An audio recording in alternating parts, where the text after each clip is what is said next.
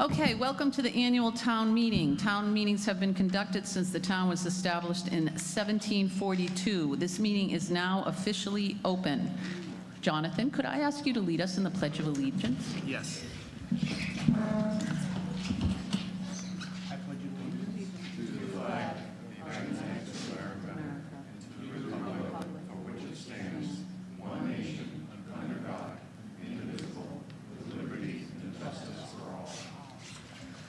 Thank you, Jonathan. All right, let's start with some introductions. Our supervisors of the checklist today are Jane Morris, Kevin Murphy, and Joanne Knox. If you have not checked in yet, please do so now at the back of the room. Town clerk, tax collector is Sue Buchanan with her deputy here, Karen Berger. Select board members are the chair, James Sununu, who will be back momentarily, Jonathan Panett, and Tom Von Jess. Chair of the Budget Committee is Paul Martino. Members here today include Larry Miller, Rick Stanton, John Cannon, Les Stachow, and Brian Good. Town Administrator is Mike Tully. Finance Director is Ryan Cornwell. Planning and Zoning is Rick Miller. Police Chief in the back of the room is Kevin Walsh. Interim Fire Chief is Jason McGlashing. DPW Director is Sue Spooner. I am your moderator, Bobby Burns, and your assistant moderator here, Bill Pelletier. Thanks to John Savastano, Troy Claderis, David O'Connor, John Beres for broadcasting today, and for Ralph and Molly for setting up our room. Paul, you've already opened a budget committee meeting, right? Great. Okay, deliberative session is our opportunity to meet as a legislative body. This is a gathering of all registered voters who wish to participate. Select Board and Budget Committee meetings are running concurrently so that they may vote on items pertinent to their board or committee if necessary. Select Board and Budget Committee members are also participating as registered voters, just as you and I are. As such, if you don't understand something or need clarification, raise your hand and ask me. I can't stress this enough. This is your opportunity to ask questions and make changes to the warrant articles.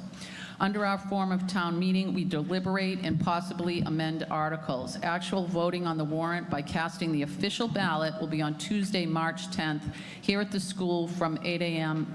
to 7 p.m. If you would like to sign up to be a ballot clerk, you can do so after the meeting with Sue Buchanan. We are limited in what we may do today. Can I ask for the back of the room to be a little bit quiet? We are limited in what we may do today. We may amend or modify, but not change the subject matter of any article. By law, some articles cannot be amended or modified, such as zoning articles. Discussion will be limited to what can be done at this meeting, but that doesn't mean that you shouldn't ask if you are not sure. We will not vote to put any article on the warrant. All articles, either as is or amended, will appear on the official ballot. Each article will be moved to the floor and seconded. I will then recognize someone to provide a brief explanation of the article, then others will be allowed to speak. Some basic rules. This is a meeting of registered voters. Non-voters will generally not be allowed to speak, but town staff who are not registered voters may be asked to speak for purposes of providing information or clarification. Please come to the microphone to speak. Lining up behind the person speaking moves things along. If you are unable to come to the microphone, let me know. We can bring it to you. Show your voter card and please state your full name for the minutes every time you get up to speak. Please address all comments and questions to me. Only one person has the floor at a time. Discussion between parties will not be allowed. Once you have made your comment or asked your question, I ask that you yield to the next person speaking. If you are proposing amendment, please have it ready in writing. To ensure we record it properly, we will discuss only one amendment at a time. This is simply to keep things straight. Please let others speak before speaking a second time.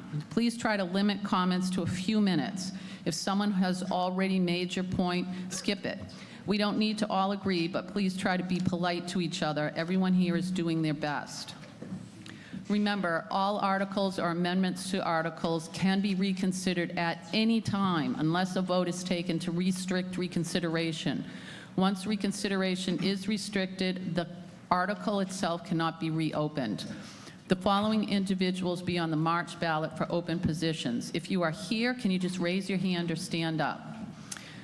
We have one open select board position. It's a 3-year term for James Sununu. Who's back? One moderator for a 2-year position. I'm the person running. Town treasurer for a 1-year position, Angela Blattis. One super of the checklist for a 6-year position, David Bloom. One library of the trustees for a 3-year position, Jacqueline Brandt. 2 budget committee members for 3-year terms. We have Les Stachow running, Larry Miller, and John Winters. One trustee of the cemeteries for a 3-year term, George Chauncey is running. 2 planning board members for 3-year terms, Nancy Monahan and Laura Scher. 1 water commissioner for a 3-year term, Les Stachow. 2 zoning board members for 3-year term, Phelps Fullerton and Mark Janos. 1 trustee of the trust funds for a 3-year term, Frank Ferraro. Paul Zalamis asked that I could remind everyone that you can always also write in a candidate at voting if you wish. The Northampton Business Association is running a candidate forum on March 4th from 7 a.m. to 9 p.m. at the town hall. We're going to be starting with the zoning articles, and I just want to remind you on zoning articles, they cannot be amended. Article 2, amendment to zoning ordinance. Can I have a motion to move that to the floor? James? I'll move to move Article 2 to the floor. A second? I'll second that. And Phil, do you mind speaking to it?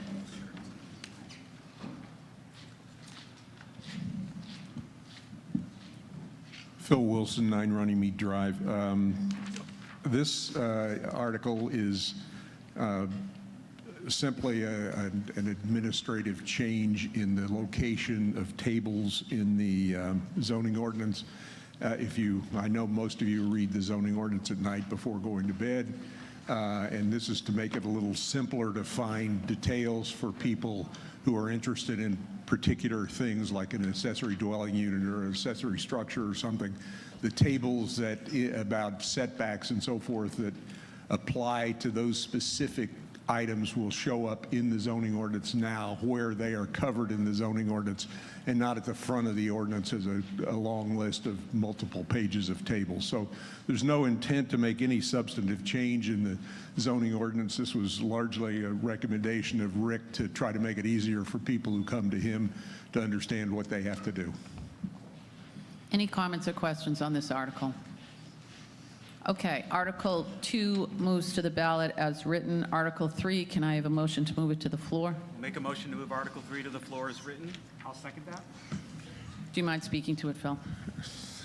I promised I would. I know you mind, but you're stuck with it. This article is one that is a response to changes in the RSAs, the statutes of the state affecting home care for children, family care. The definitions have changed a little bit, and the restrictions on where individuals in the town can have can provide family or group daycare have changed somewhat, and all we did was incorporate into our own zoning ordinance what is now required by New Hampshire statute. So this is a sort of like it or not. If we don't pass this, then we'll do it anyway. So, any questions or comments on Article 3? Okay, Article 3 moves to the ballot as written. Article 4, can I have a motion to move that to the floor? I'll make a motion to move Article 4 as presented. I'll second that. Phil? This article is also meant, I think, exclusively to bring our restrictions in the zoning ordinance with respect to accessory dwelling units in compliance with the RSA's changes in the laws last year. Most of you may or may not be aware that they seem to change the accessory dwelling unit provisions almost every year. So I think for the last 2 or 3 years we've had something on the warrant. But in this case, the most significant change that the law required this year from our point of view was that we are required to allow detached ADUs as well as ADUs within and attached to a primary structure on a lot. Every lot can have an accessory dwelling unit that's where it's zoned for single-family residence, have one accessory dwelling unit. We've made whatever changes are necessary, again, to bring us into compliance with the RSAs. Frank, go ahead, come on up. Frank Ferraro, Post Road. Yeah, I'm glad to see the changes. One other thing that changed now is that you're allowed one ADU by right, so you only need a building permit instead of a conditional use permit. My question is, this incorporates the RSA provisions, except there's one provision I noticed that is not in the RSAs, but makes one type of ADU very restricted, and that's if you wish to have a two-story ADU. Well, first of all, you can the square footage is limited to 800 square foot, right? And but if you wish to have a two-story ADU, the bottom floor has to be a minimum of 720 square feet. So unless you want to squeeze something into an 8 by 10 second floor room, it essentially, not entirely, but essentially eliminates two-story ADUs. So I just wonder why that was included in this when it's not included in the RSAs. I have to confess, I don't have the new ordinance memorized, but I can say to Frank and to everyone here, it wasn't our intention, it wasn't the intention of anything we did to make that happen. I know the issue that's come up with respect to the two-floor ADUs typically is a question of what do you do with the square footage attributable to the stair. There has to be some sort of stairway to get up usually. How do you count that in the 800 square feet? This has never come up, Frank. So, Rick, what do you think? Yeah. So that is a. Rick, you want to grab a microphone so everyone can hear you? That is a long-standing requirement in the ordinance. That's always been in the ordinance, and you'll find it in the front of the ordinance under the different regulations for living units, and it was carried over from the front of the ordinance into the ADU ordinance because it's in the ordinance. So it wasn't anything created newly. It's always been in there, and we were making sure that the item in the front of the ordinance is understood by people who are doing ADUs as well. But I think the confusion here is that the minimum square footage of a dwelling unit in the town of Northampton is 720 square feet. Correct. That is different from the footprint on the first floor. Now, if something in the ordinance makes it sound like the first floor of a two-story ADU has got to be the minimum, that certainly isn't the intent of the ordinance. Again, it was brought up during the discussions, and it was taken by the board, and there were no objections at the time we crafted this by the planning board at the public meetings. But can we adjust it in the future? Sure. Frank, you have another comment on this? Well, I'm not familiar with the front of the ordinance where there's 720, but we never allowed 800 square feet for an ADU previously. So this... Go ahead, I'll let you, I'm sorry. Okay, so this, the way it's written now, to have a two-story ADU, and I know the stairway issue is an issue too. You've got an 8 by 10 room space, not even a room because you have to get up there, on the second floor. So effectively, you're not going to have one. So if you have a garage, that you want to make the second floor an ADU, and you got a little bit of space in the garage down below to put some ADU, you can't do that. So it is limiting to what you can do, whereas the intent of the state was to open it up rather than to restrict. I'm not disagreeing with your statement. It's just this was how it was crafted by the planning board at the time. Okay. And 800 So square I feet is... think has- that covers Just for that. one more point, please. We know what 800 the square issue feet is. has always been the limitation for the ADU prior. Okay, I think, Frank, that provided clarification, and Phil, I guess that also provides clarification for the Yeah, future if the board wants to change that. Well, and it'll have to wait till next year. Right. But We we'll obviously have a can't look deal at with it it to see what it means. But I guess now, if you got to have 720 square feet footprint on the first floor, and that gives you 80 feet on the second floor. And just for clarification, the first floor or the lowest level of the ADU, so if the ADU starts on the second floor, that's the lowest level of the ADU. So, You mean if it has nothing on the first floor? correct. Yeah, right. Thank you. Okay, any other comments or questions on Article 4? Article 4 moves to the ballot as written. Can I have a motion to move Article 5 to the floor? I move Article 5 is presented. I'll second that. Phil? This is also an article to bring us into compliance with changes in state law and also state practices with respect to implementing the workforce housing laws. Our prior zoning ordinance with respect to workforce housing, we called it inclusionary housing ordinance. And to explain this somewhat, the state law requires that the town provide, quote, reasonable and realistic opportunities for the development of affordable workforce housing. In Northampton, the principal challenge that we face, is not surprising to anybody, is the cost of developing housing of any type, workforce or otherwise.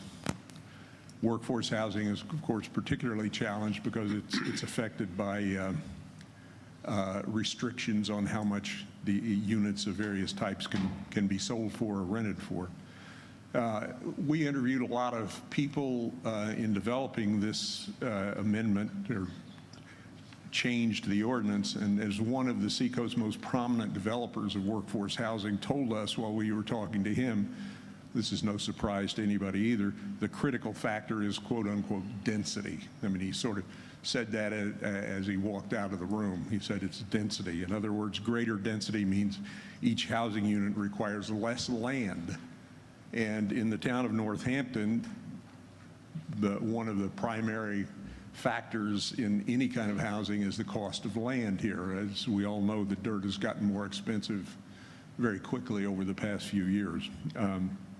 So if you increase density, each unit requires less land, and that is interesting, obviously, because the size of the amount of land required to build is the only thing really that, I won't say the only thing, but it is by far the largest item in any building cost that this planning board and the zoning ordinance has any effect on. I mean, and that has to do with restrictions in the zoning ordinance that affect the cost of development, and that's especially the cost of land. And foremost among these restrictions are the dimensional requirements. It's obvious again, lot size, frontage, and setbacks that apply to the various types of housing developments.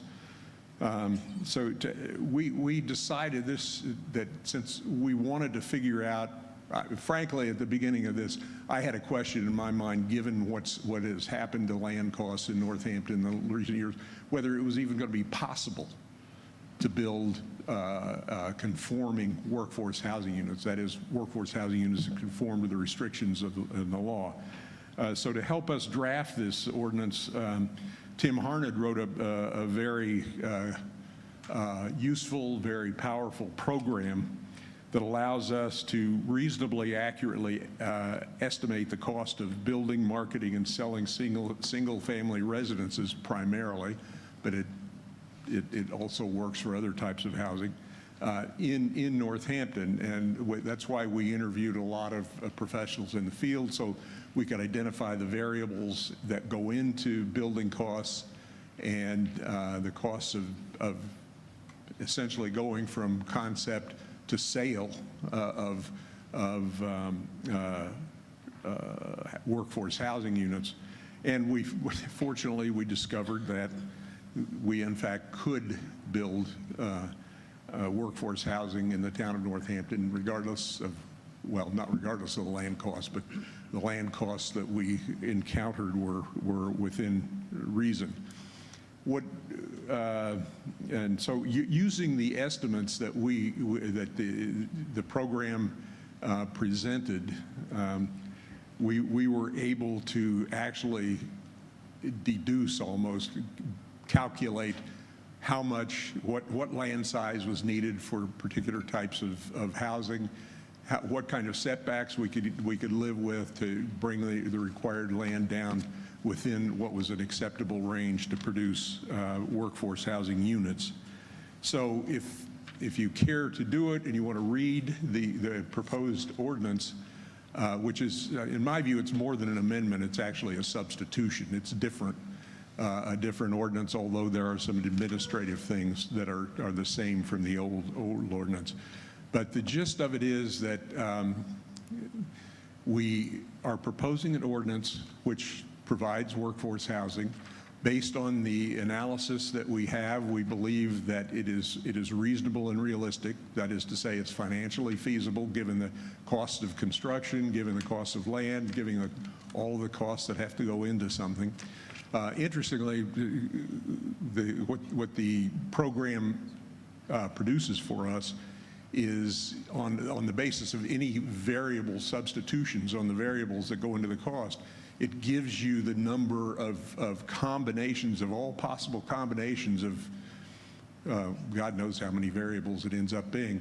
But for example, in one instance of the substitutions on the variables we did, there were 55,000 possible solutions. Hard to believe, but we were dealing with so many parts of the costs of construction that if you vary one, that gives you another variable, even if it's $25 difference on per foot in the driveway or something like that. Anyway, so this is really, it brings us into compliance with the law. It's different from the approach that any other town that I've ever encountered has taken, because we're saying that if you're proposing workforce housing, you're proposing only workforce housing. It's not, it eliminates what is the situation that causes the greatest difficulty in many, well, my favorite examples in, for example, New Jersey, but in many other places where workforce housing provisions are used to leverage development so the developers can make everything in the town dense.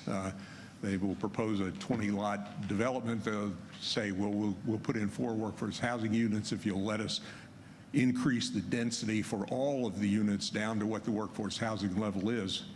And that is something that we have been trying to avoid, and this does that. So that the essence of it is that a developer who wants to develop workforce housing can do it within a conventional development. They can do individual lots and build one single-family residence, or they can put, if they can get the right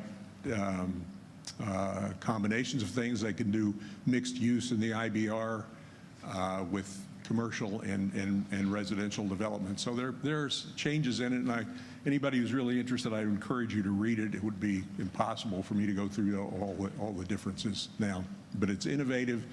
I think it enables us to have the best chance of doing what we want to do to maintain what our master plan says the people of the town have wanted, and I think everybody should vote for it.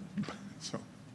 Phil, do you think we can have copies of these changes at the town clerk's office? So if somebody pops in when they get a absentee ballot, they can take a look at that? Rick, I don't know. Rick? Perfect, thank you. Also, I'd like to know, these are also accessible on the town website. On the homepage, there's a planning and zoning legal notices block right on the homepage where you can click and find it.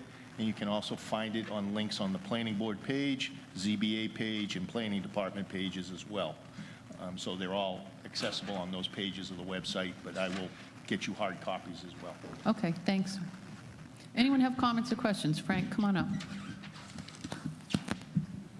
Frank Ferraro, Post Road, again.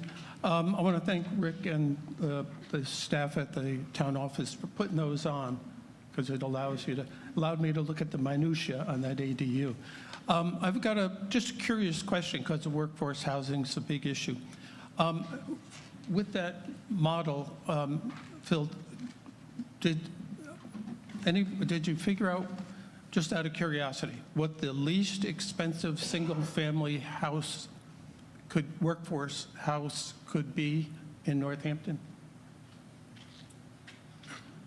I wouldn't say that I'm 100% confident we got the least expensive, because I don't know.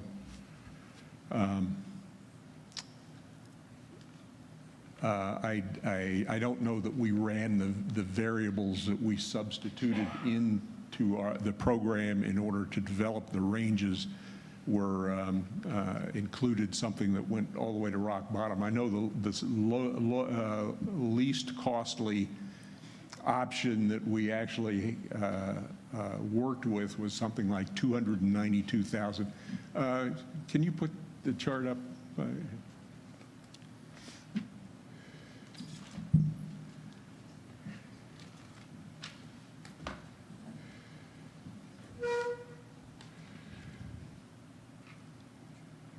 I asked Rick to put, I think it was three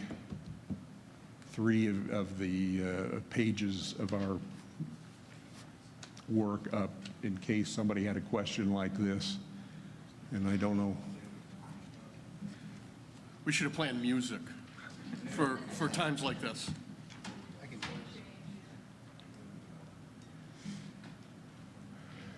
4 slides if you count that one. I don't know whether anybody can read that, but I'll tell you what you're looking at, and I couldn't read it if I had to. This is the input form for the variables we wanted to work with, and it disappeared. Well, go back to the next one, the first one. Down the left-hand column there, you have all the inputs, and we didn't just input specific numbers. We input ranges. So if you look at we were doing the land, and this was just one example. We think the total project cost. This is for would be one project. The land is 11 acres. The land cost, the range was between $1 million or $150,000 or $300,000 per acre, so it gives you that range.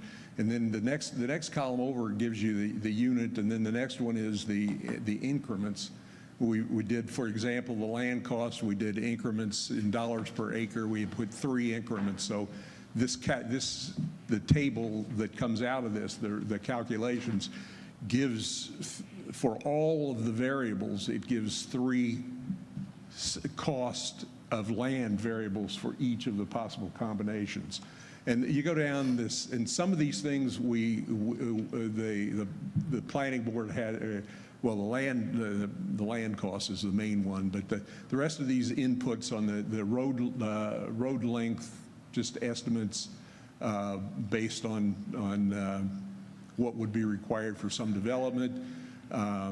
And we had lot size variability that you could, between 1/4 of an acre and 2 acres, you can see down a little ways, and so forth. Building costs $200 a square foot to $300 a square foot, with only 2 increments, $250 and $300. But anyway, you can see with these variables, and it's a range of variables with increments rather than specific numbers, this creates quite a calculation. You could look at the bottom, and it says 55,296 calculations, which it did in a total of 8 seconds, I think. Kind of interesting. I didn't have to do all that with a calculator, neither did Tim. Thank God for Tim. That's all I can say. So go to the next page now. And this is the output. Now, this is trying to get at an answer to your question. You'll see in under the 55,296 in the upper left-hand column, the second number, we got the overall maximum cost unit. If you'd asked me that, what the maximum cost was for the variables that we put in, I could have answered that with this. But well, actually, this shows a minimum cost too. So it's the 293,072, I believe. 293,072. I'm sorry? 293,072. Yeah, that is the lowest cost for the variables we put in for this. Now, that would be different if you said rather than 11 acres, it was going to be one single-family residence. And it goes down here, but in that column, you see the 1 at the top, and then it goes down, and that's the number of possible combinations, and all of the combinations yield something less than what the maximum cost for a single-family residence sold as workforce housing can be. And this is only half the table, actually, because this only goes up to $309,000. The other part of the table was all the way up to $392,000, I think, at the time we did this, and the limit limit changes every year. The state changes it.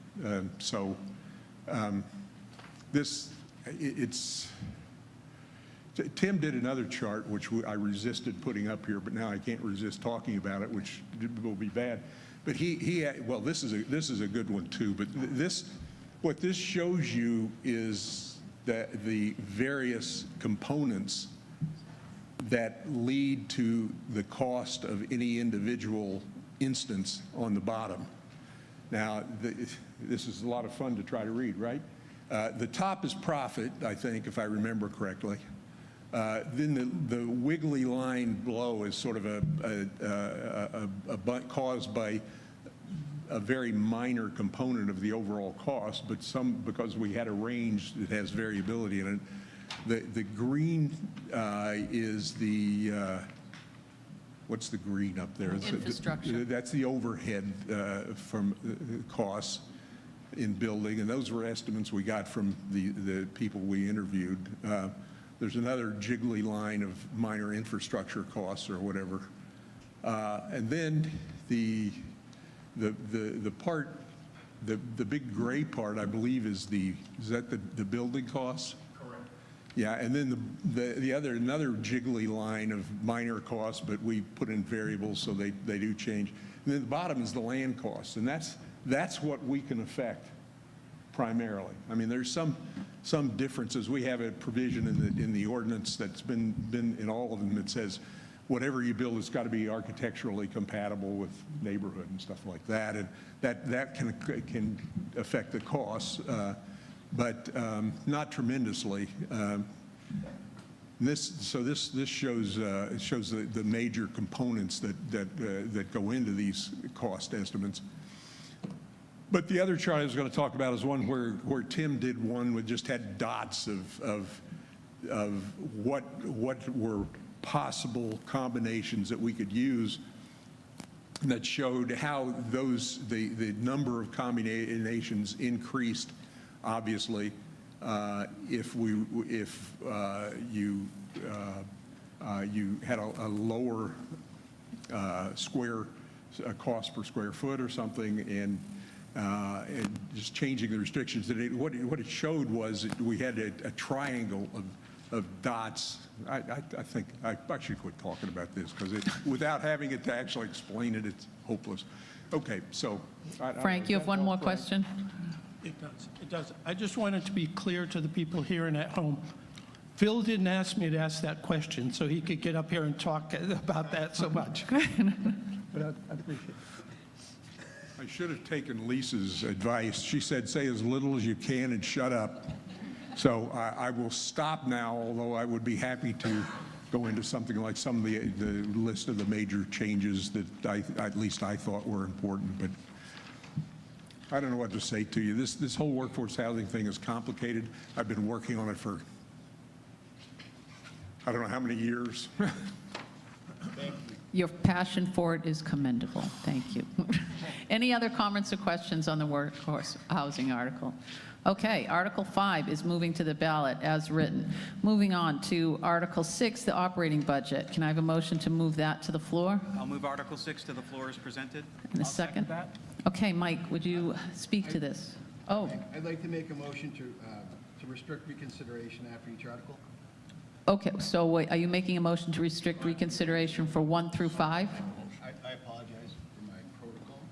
Okay, is there a second to that? Jonathan? I'll second that. All those in favor of restricting 1 through 5? One, yeah, well, it restricts talking about them further. Okay. Yes, yes, Frank, I agree. Not completely necessary. Okay, motion passes. Let's move on to Article 6. Mike, go ahead. Thank you, Madam Moderator. First, I'd like to start off and on behalf of the Select Board and thank the Budget Committee and each one of the department heads.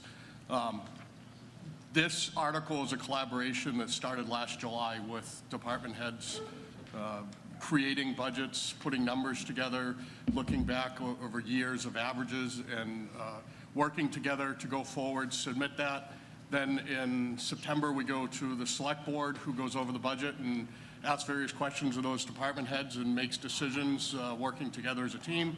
And then we go to the Budget Committee in a checks and balances type of process to really make sure that what the Select Board and department heads are bringing forward is in the best interest of the community, and that's exactly what the Budget Committee does.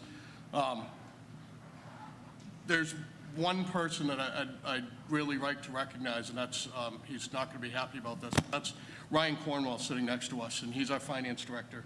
And see, I get that look, he's not happy. But Phil has a computer that does 571,000 calculations in 7 seconds. We have a Ryan.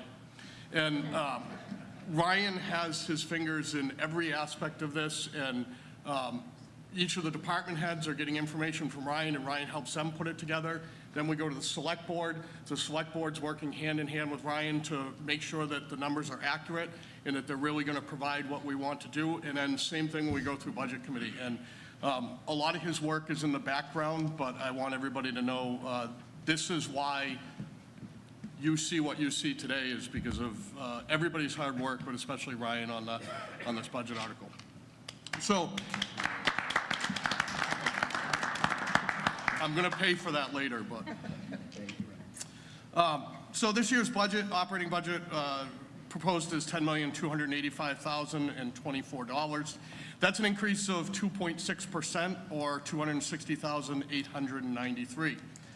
And, you know, I like to go through when we do this, where exactly are we seeing our increases? And this year, personnel is a driver, and I don't think that's odd for a lot of the years that we look at. One of the most important things we do in the community is provided by our employees. And this year we had a couple things that I'll get into that pushed that a little bit further. But changes in what makes up that $260,000 that we're going up is the executive line, increase in salaries, overtime, FICA, Medicare, retirement contributions offset by a reduction in meeting minutes.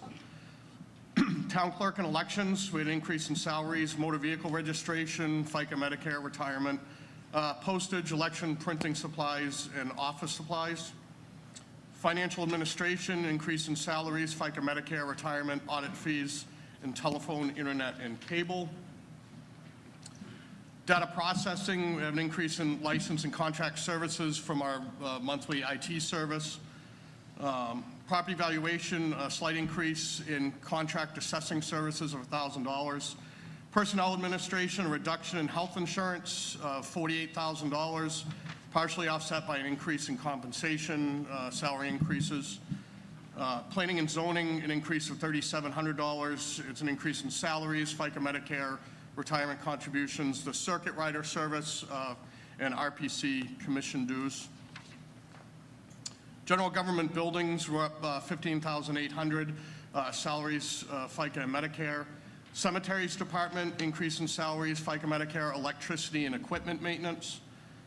Insurance, an $8,000 increase in workers' compensation and property and liability.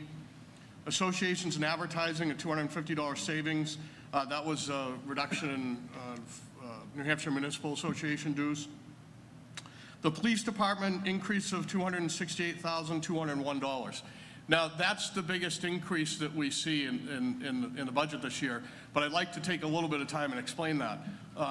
We were down police officers the last few years, and last year, the select board made the decision not to fund 1.5 police positions in the budget. In other words, they decided we don't want to collect that money from residents by taxes and then not use it. So this year, it was 1.5 police officers less. This year, when we did the budget, we had to put those 2 positions back in, so it shows an increase. And those 2 positions increase about $235,000 of that 268. So that's why you're seeing that jump, is to make up for what we didn't do last year. Fire rescue, a savings of $63,114. We had an increase in salaries, overtime, FICA, Medicare, retirement, equipment maintenance, fire prevention, uniforms, partially offset by a reduction in health insurance, reduction in physicals and drug polygraph screening, and gasoline mileage and tolls. Code enforcement, an increase in salaries, FICA, Medicare, and retirement contributions totaling $4,400. Emergency management, an increase of $794 for FICA, Medicare, retirement, training, and overtime. Highways and streets, an increase of $1,433. That's an increase in salaries, overtime, FICA, Medicare, retirement. Physicals, heating oil and propane, contract snow plowing, catch basin cleaning, and street signs, partially offset by reduction of health insurance and equipment lease payments, because we had an equipment lease that we don't have to pay anymore. Street lighting up $1,500, increase in street and outside lighting. Brush disposal, $646, increase in miscellaneous line. Part of that is eventually we have to get to a point where we have to clean the brush and get rid of what people are dumping, and Director Spooner's been working on that as we move through the year. Solid waste disposal up just under $1,200,000. That's an increase in solid waste tipping fees, bulk waste disposal fees, in our district dues. Recycling up $5,190, mainly for salaries, FICA, Medicare, heating oil and propane, telephone, internet cable, and portable toilet rental. Water services, an increase of $6,110. Then that's an increase for the hydrants that you see on the side of the road. The water company came through with an increase on that. Parks and Recreation, an increase of $4,800. That's salaries, FICA, Medicare, retirement, and vehicle maintenance. And then you see a little bit of a swap for our debt service. The principal up $13,800, and the interest down just under $20,000. And then we have the library, who is run by the trustees but is under the town budget, and that's a savings of $30,000, mainly from a reduction in health insurance and operations, and partially offset by increases in salaries, retirement, FICA, Medicare, utilities, and maintenance. And that's kind of what makes up our $260,000 that we're going up. This next slide is something that I put up every year, and it kind of gives you an idea of where your money goes. And you can see, and I don't think it would surprise anybody, that the biggest share of our budget going forward is public safety. Police and fire are our 2 biggest budgets. Next is general government, followed quickly by public works. But one thing we did get to see this year is that health insurance triangle is usually bigger. We're able to save money on health insurance this year. The board spent the last 2 years researching changes and going through a process that would give us significant savings on that. and we were able to see that triangle smaller than we usually see it. So I'll be happy to answer any questions people may have on particular areas of the budget. Okay, thanks, Mike. Comments or questions in regards to the budget? Come on up, Frank. Frank Ferraro, Post Road. First, I want to congratulate Chief Walsh and his staff for recruiting us back up to what I understand is one short of full staff, and he hopes to have that soon. So by July 1st, when this takes effect, hopefully we'll have our own police department back and at full force. My question, I communicated with the chief on the salary line item for the officers under the collective bargaining agreement, and I wanted to be sure that that was fully funding all those, the whole police department salary for those in the union as of July 1st. So I wanted to confirm that. Is that correct? That is correct. Last year, we didn't fully fund, Right. and that's why you see that big difference in the police department, is because now we're back fully funding all the positions that we currently have. And I support that. Just Yep. So my question is, then why do we need $90,000 more for that line item, which is coming from our taxes in the schools, in the school district? The SRO is funded partially by $90,000 coming from the school taxes over to this line item. Yes, the SRO position is partially funded by the school's budget, partially funded by the town's budget. But you said that our staffing is fully funded already by that. Fully funded, meaning our percentage. Okay, so that's a clarification. So we're really, if it's fully funded on that line is, I think, 11 officers, maybe? How many? 13? 13, excuse me, sorry. I didn't count the sergeants. 13. So that line item in our budget is funding, question, 12 and a quarter persons, right? 12.26. Okay. Yeah. Yes, Do you have a chart that with last 55? position is funded partially through the school because of the split in the school year, and then the town receives that officer back during the summer Yeah. for different things. So that's a split position that's funded. And I apologize, Frank. I wasn't trying to be coy. When I said fully funded, I was saying we're fully funded for our portions that we would owe for those positions. Okay, yeah, So no, you I would be, understand. you would be correct. I just wanted clarification. Yes. So it didn't look like we were getting more money in. If you want to make a motion to add 90, No, I was going to subtract 90, but that's okay. I could still do that if you'd like. If- I don't think there's other questions. You can ask your Okay. second question, Frank. On that, and this is more towards the chief,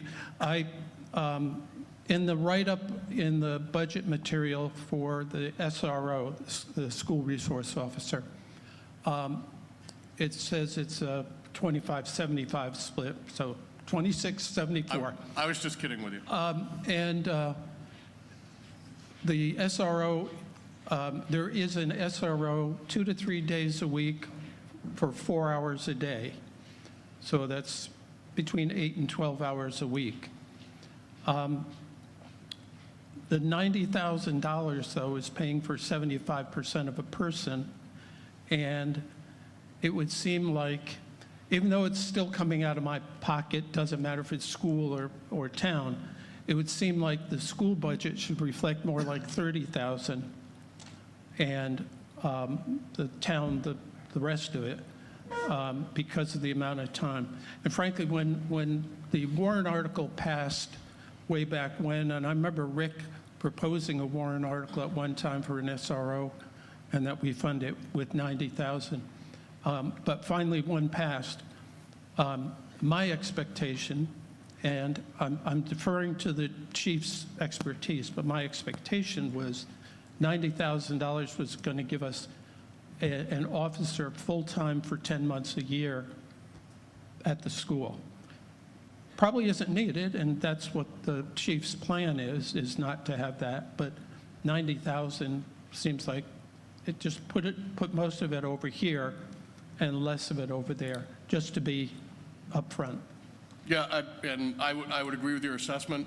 And, you know, I didn't mean to say that it was on the school's side, so that doesn't matter to us. We're all the same taxpayers. We're all paying all of it. And so I agree it doesn't really matter where something's funded. And I think the chief will probably correct me if I'm wrong here, but we passed the school resource officer, and then we ran into an issue where we didn't have enough police officers. So those hours were limited. As the department has been built back up and moving forward, that officer will be spending more time in the school than 12 to 15 hours a week. But we didn't have the availability for that before, so that was what they were running. Now, as we've gotten back to a full complement, I believe that officer will be spending more hours in the school. Am I correct on that, Chief? I am. He shakes his head yes. So you will be getting your officer full-time as a school safety officer. Hi, Anne Marie Banfield. The amount that you showed for the municipal association as a decrease, is that because they're charging less, or is that because you withdrew from the municipal organization and were no longer paying dues? No, we are part of the municipal association. We do pay dues, and their dues are based on population, and so their dues changed because of our things in our community. Okay, thank you. Yes. Any other questions? I think, Frank, you had another question? Just wanted to clarify. I'm glad to hear that there's going to be more, the SRO will be there more often, but the write-up for this budget was 8 to 12 hours a week. So that's why I had that understanding. Yeah, and I can't disagree with you, Frank. And I, started off talking about when this budget starts, and this budget starts in July of last year with department heads putting in information. We go forward, and we just hired 2 officers that I think made a substantial difference in the chief's plans moving forward in line with this position. Okay, thank you. Any other questions on this? All right, since we talked about the police force so much, I think, and we gave a hand here, I think we should give a hand to the chief, because we've been complaining about not being fully staffed for so long. So thanks for that.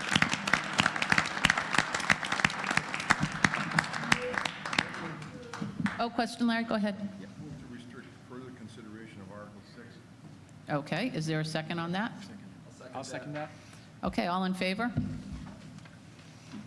Okay, motion passes. Moving on to Article 7, road surfacing. Do we have a motion to move Article 7 to the floor? I'll move Article 7 to the floor as presented. Do we have a second?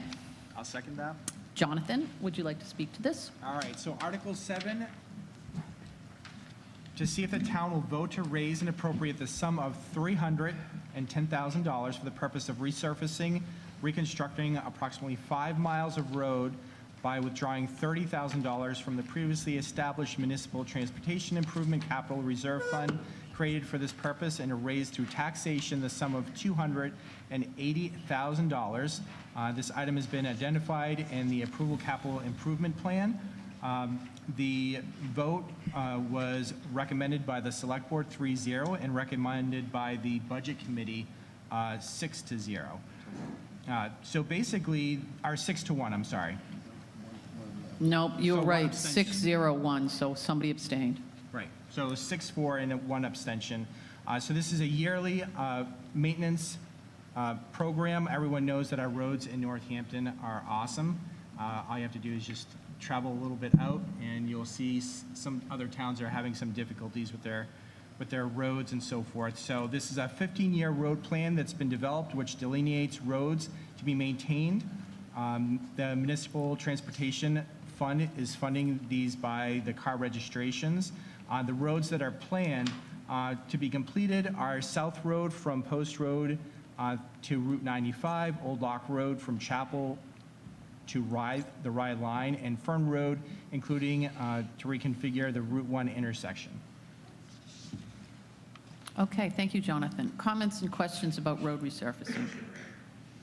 Okay, seeing no further comments or questions, Article 7 will move to the ballot as is. I'd like to make a motion to restrict reconsideration. Second? I'll second that. All those in favor? Motion passes. Okay, moving on to Article 8, purchase of portable radios for the fire and rescue departments. Can I have a motion to move that to the floor? I'll move Article 8 to the floor as presented. I'll second that. And Tom, you Yep. want to speak to this? Sure. The article reads, "To see if the town will vote to raise and appropriate the sum of $100,000 for the purchase of portable radios for the fire and rescue department, with said funds to come from the unassigned fund balance. This item has been identified and approved by the Capital Improvements Plan. Approval of this article will have no effect on the tax rate. This was recommended by the Select Board 3-0 and recommended by the Budget Committee 7-0. In short, portable radios are used every day. They're assigned to our firefighters, and the lifespan is 8 to 10 years. These were purchased in 2016, so we are at expected life. The radios are not supported by the manufacturers anymore, and we can't get parts for them, or it's difficult to. So that's that. Okay, thank you. Any questions on this article? I'd like- Okay, Article 8 moves to the ballot as written. I'd like to make a motion to restrict reconsideration. I'll second that. All in favor? Okay, moving on to Article 9, purchase of Public Works medium-duty dump truck. Motion to move that to the floor? I'll move Article 9 to the floor as presented. Second? I'll second that. Tom, I think you're going to talk to this one, too? Sure. The article reads, "To see if the town will vote to raise and appropriate the sum of $115,000 for the purpose of purchasing and equipping a medium-duty dump truck for the Department of Public Works, with said funds to come from the unassigned fund balance. This item has been identified and approved by the Capital Improvements Plan. Approval of this article will have no effect on the tax rate. This was recommended by the Select Board 3-0 and by the Budget Committee 7-0. Quick background on this. This is going to replace a 2016 F550 that you see driving around town every day for 10 years. The new vehicle proposed is an F600, and this vehicle has different body types. So we can put a sander on it, we can put a dumpster on it, so it's more flexible, and it will allow the highway department to provide more services. Okay, any comments or questions on this article? I'd like to make a motion to restrict reconsideration. I'll second that. Okay, Article 9, all those in favor? Article 9 moves to the ballot as is. Moving on to Article 10, purchase of a police cruiser. I'll move Article 10 as presented. Second? I'll second that. James, I think you're going to speak to it?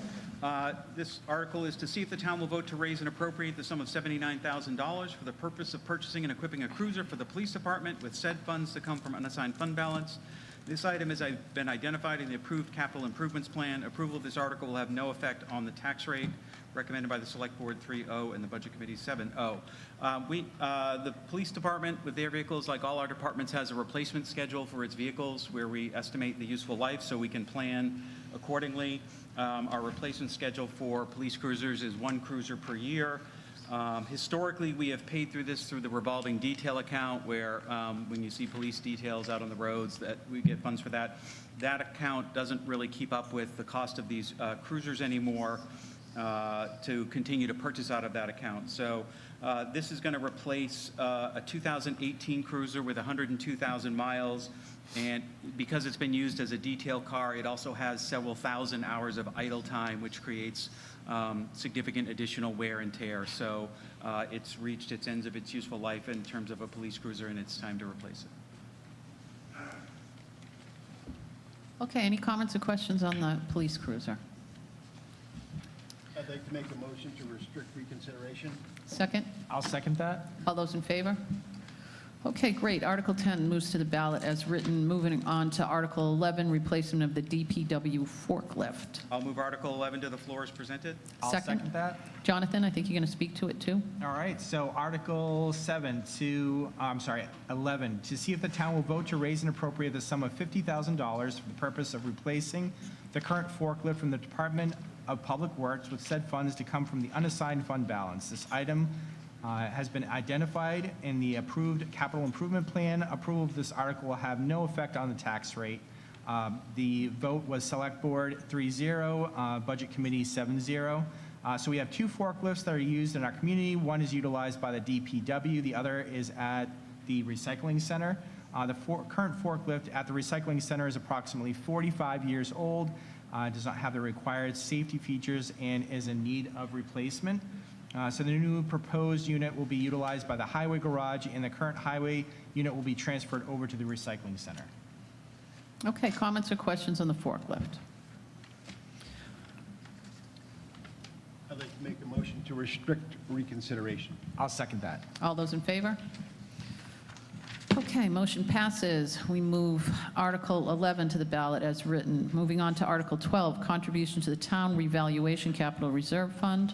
I'll move Article 12 to the floor as presented. I'll second that. Tom, I think you're going to speak to it? Absolutely. The article reads, to see if the town will vote to raise and appropriate through taxation this sum of $12,500 to deposit into the town reevaluation capital reserve fund. This fund, the purpose of this fund is to allow for funding to comply with state of New Hampshire's requirement to perform a property reevaluation every 5 years. The fund, as of December 31st, 2025, has $47,910. The recommendation of the Select Board was 3-0, and it was recommended by the Budget Committee 7-0. You've probably seen this one before. Quite simply, we have a reserve fund to comply with the revaluations. Expected cost in '28 is $60,000 to $70,000. Current balance, as I just said, is about 48. So we'll be up to 63.5 if this passes. Any comments or questions on this? I'd like to make a motion to restrict reconsideration.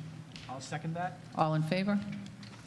Okay, Article 12 moves to the ballot as written. Moving on to Article 13, contribution to the EPA Stormwater Capital Reserve Fund. I'll move Article 13 to the floor as presented. I'll second that. James?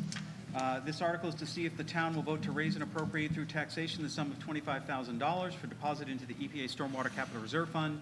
The purpose of this fund is for implementation of a municipal separate storm sewer system, MS4 project, required by an unfunded federal mandate of the Environmental Protection Agency to prevent harmful pollutants from being washed into local water bodies. The balance in the fund as of December 31st, 2025 is $41,403. Recommended by the Select Board 3-0 and the Budget Committee 7-0. This is a result of stormwater regulations implemented by the EPA in around 2010. These are referred to as MS4. Every year there's requirements that we have to comply with, and these are generally increasingly stringent as we go forward to make sure we're in compliance. We are expected to spend about $22,000 through 2026. And our goal generally with these types of funds is to have about 2 years of appropriations available in the reserve account. In case it didn't get funded in a particular year, we would still have funding available because regardless of whether the town votes to fund this or not, we still have to comply with these regulations. So we have to spend the money no matter what. Okay, any comments or questions on Article 13? I'd like to make a motion to restrict reconsideration. I'll second that. All in favor? Okay, Article 13 moves to ballot as written. Article 14, contribution to the Town Land Environmental Remediation Capital Reserve Fund. I'll move Article 14 as presented. I'll second that. James, I think you're going to speak to this one too? To see if the town will vote to raise and appropriate through taxation the sum of $35,000 for deposit into the Town Land Environmental Remediation Capital Reserve Fund. The purpose of this fund is for environmental remediation to town-owned land and costs related thereto. The balance in the fund as of December 31st, 2025 is $45,405. Recommended by the Select Board 3-0 and the Budget Committee 7-0. Similar to the one we just discussed, we have been required in recent years by New Hampshire Department of Environmental Services to complete several projects involving PFAS contamination on town property. The contamination was required to be monitored yearly. We had a project where we drilled monitoring wells in and around the town campus.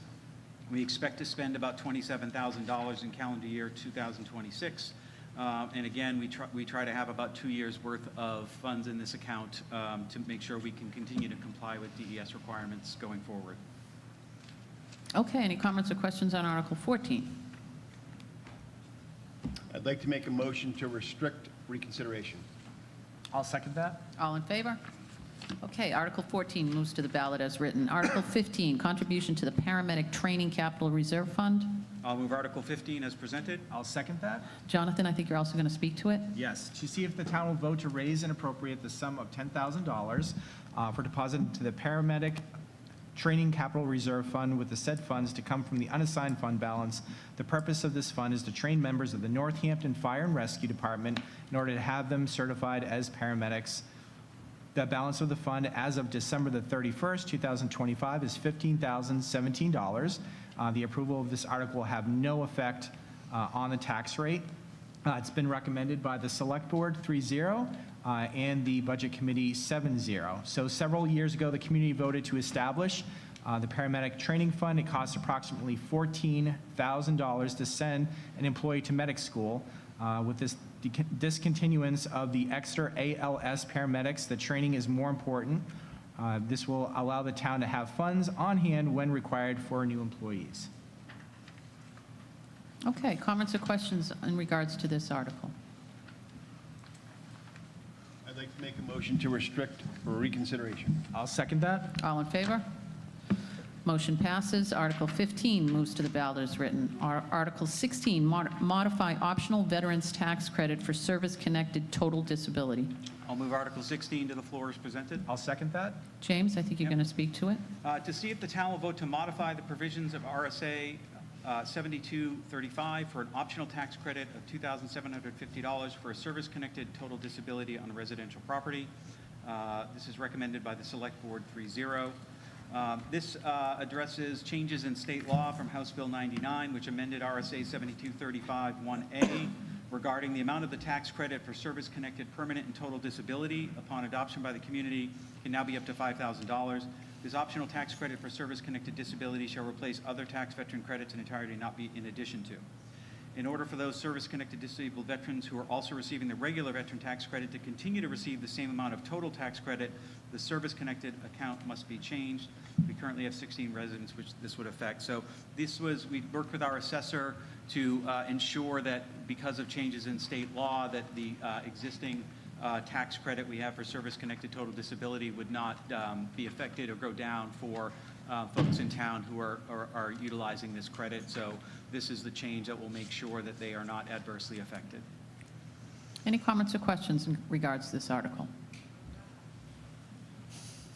Okay, there was a comment of hurrah over here. I'd like to make a motion to restrict reconsideration. I'll second that. All in favor? Motion passes. Article 16 moves to the ballot as written. Moving on to Article 17, adopt a 3-year term for supervisors of the checklist. I'll move Article 17 as presented. I'll second that. Jonathan, would you like to speak to this? All right, so Article 17, to see if the town will vote to adopt the provisions of RSA 4146 for a 3-year term for supervisors of the checklist elected 1 year over a 3-year cycle. So the majority was voted for the Select Board 3-0. So basically, the legislature recently amended the law to allow supervisors of the checklist to be elected for a 3-year term. We believe the previous 6-year terms were hindering volunteers. The shorter terms may assist in receiving volunteers. Okay, comments or questions in regards to this? I'd like to make a motion to restrict reconsideration. I'll second that. All in favor? Okay, motion passes. Article 17 moves to the ballot as written. Moving on to Article 18, modify Water Commission Charter. I will speak to that. This is pretty long, so get ready. To see Wait, the- did we have a motion to move it to the floor? Oh, sorry. I'll make a motion to move Article 18 to the floor as I'll second presented. that motion. And Tom will speak to it. All right, thank you. Sorry I jumped the gun. That's okay? To see if the voters of the town of Northampton will modify the Water Commission Charter established in 1957. Can everyone hear Tom? Tom, you need that microphone Thank you. I closer. moved it closer. Thank you.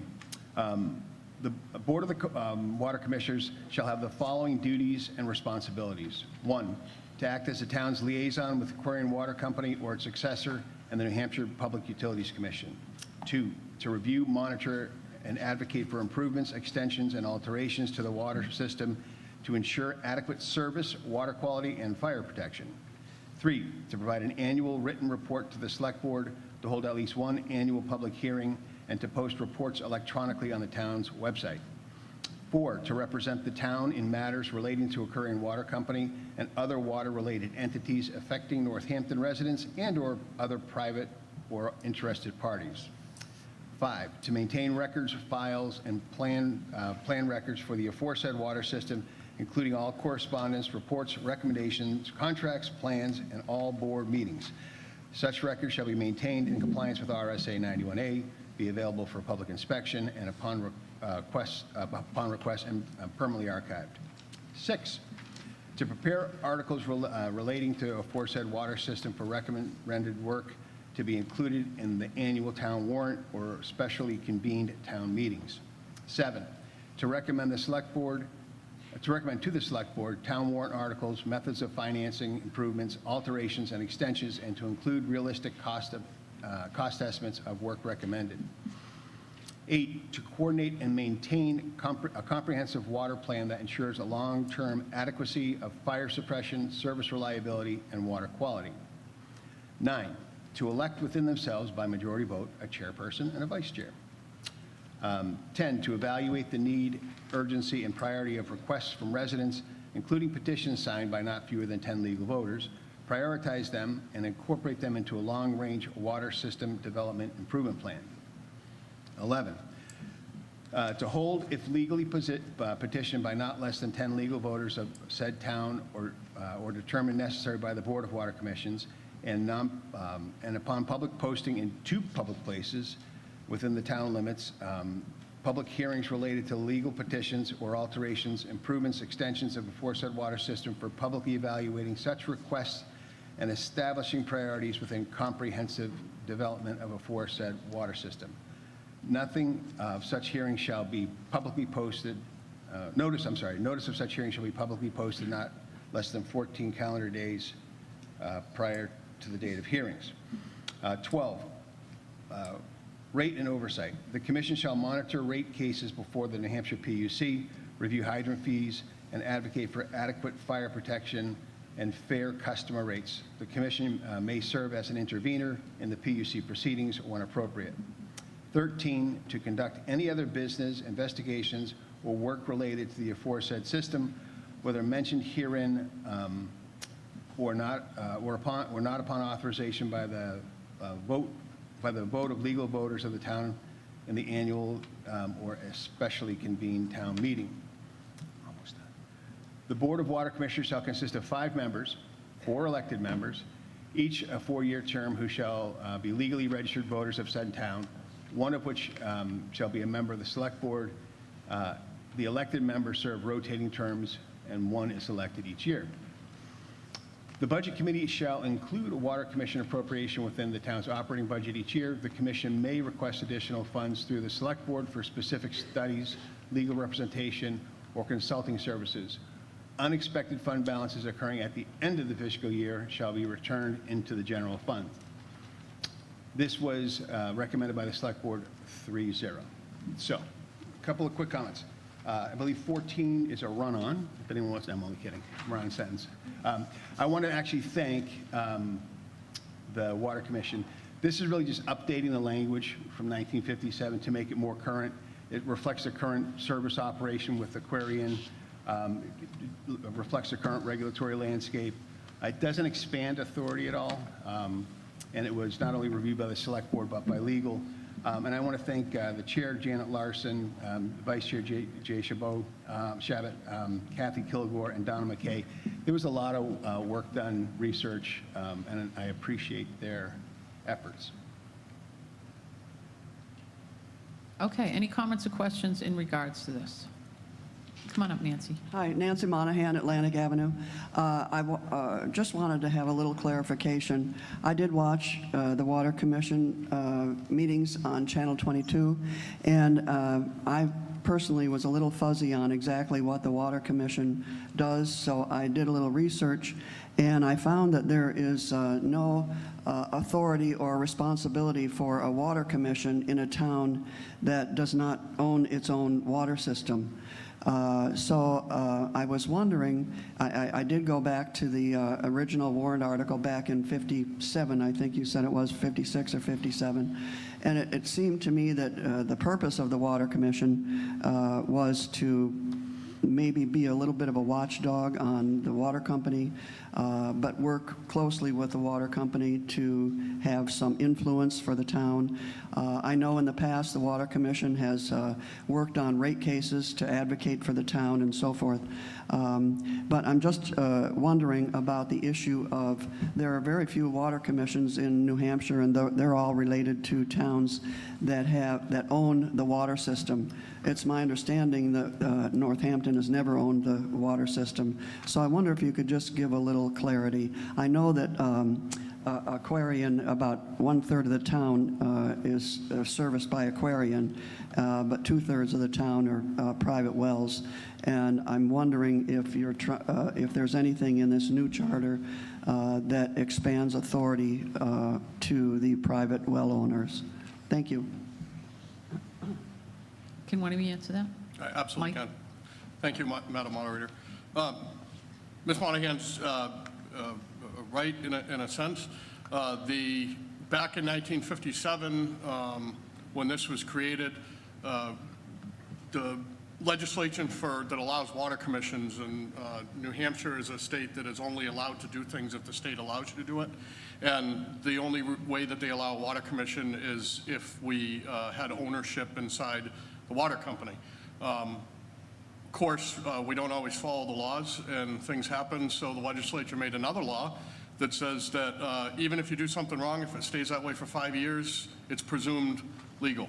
So the fact in 1957 that they did a water commission and didn't have ownership and created it, but it's been in effect for 5 years, makes it presumed legal at this point that we can have a water commission. So, somebody could argue, well, that's great, you had a charter in 1957, but you can't redo it now because you don't have the authority through the state. But where we already had a water commission, that's kind of a difficult position to be in. As far as the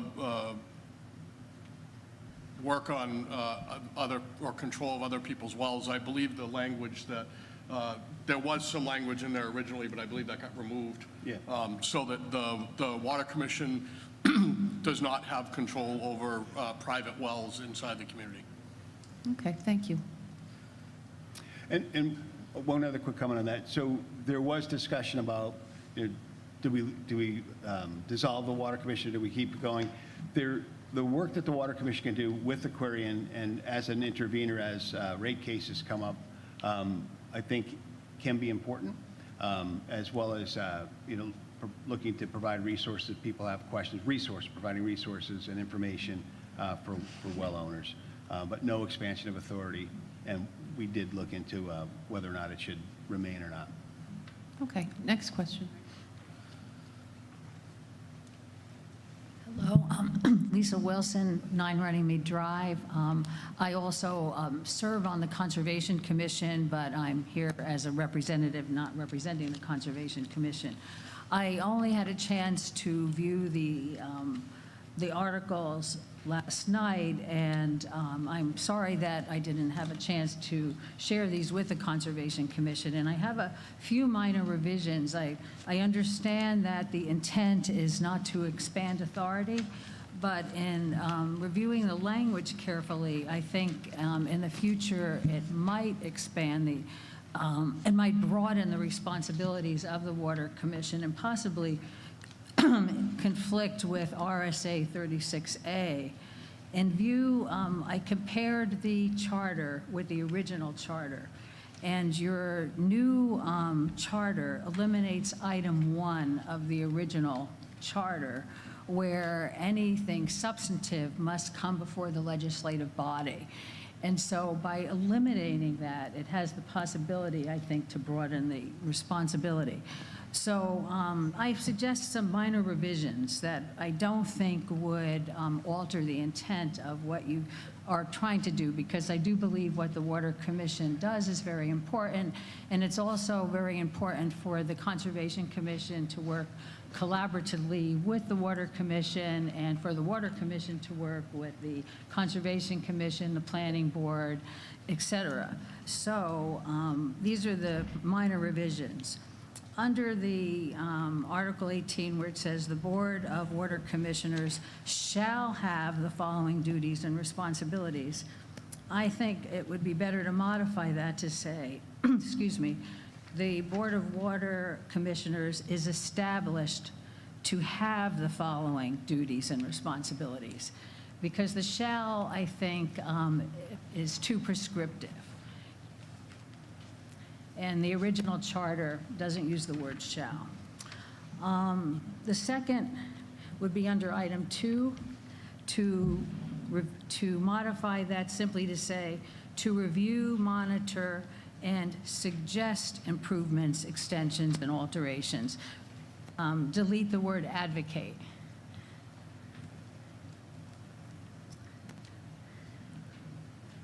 And then the last revision would be item 4. Item 4 says, "To represent the town in matters relating to Aquarian Water Company and other water-related entities affecting Northampton." I wouldn't say to represent the town. I would just say to conduct all business relating to Aquarian Water Company, comma, delete "and other water-related entities," because the Conservation Commission is charged with the protection of water-related entities. And so that would read, again, "To conduct all business relating to Aquarian Water Company, comma, Northampton residents, comma, and other private or interested parties." And that is reflective, that's consistent with the original charter. Okay? So Lisa, you're making a motion to make these changes? Yes. Is there a second to that motion? Second. Does anyone want to comment on that motion? Larry seconded. Frank, you want to come up and comment on it? Larry seconded. Oh, and hold on one second. Lisa, you have that in writing, right? That I can take it from you? I can give it to you in writing. Okay. It was a little hard to follow all of those changes, but to the last one, represent the town in matters relating to Aquarian Company, and striking out "and other related entities."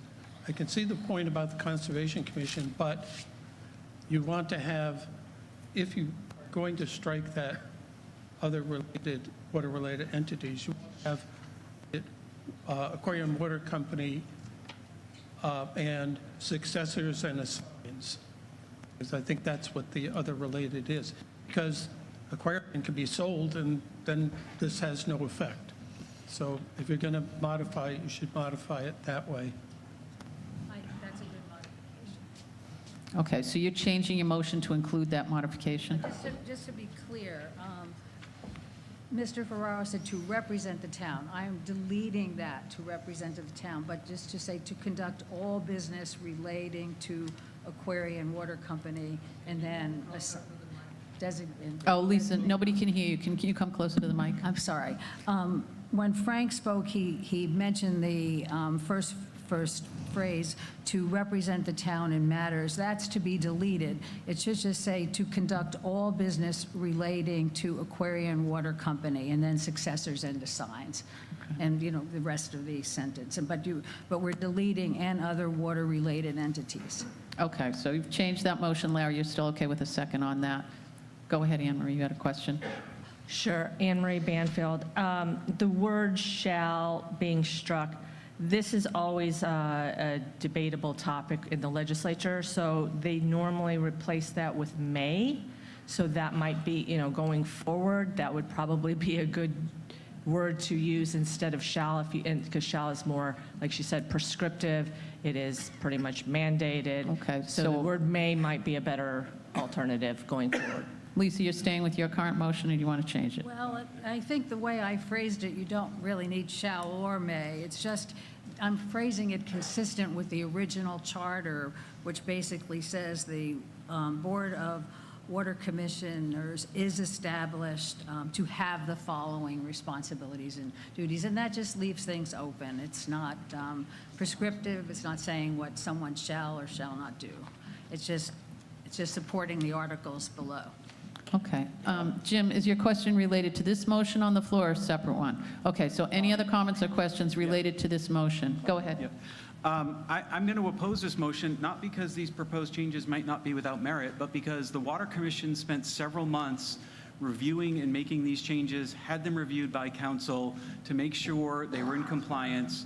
And I would suggest that the forum for further changes is to go back to the Water Commission and work with them. And if there are further changes warranted, we can bring that before this deliberative session next year to consider. But there was a lot of work and time that went into this. It was reviewed by council, and I would suggest that maybe making changes on the fly where we don't necessarily understand the consequences of the language changes are not wise.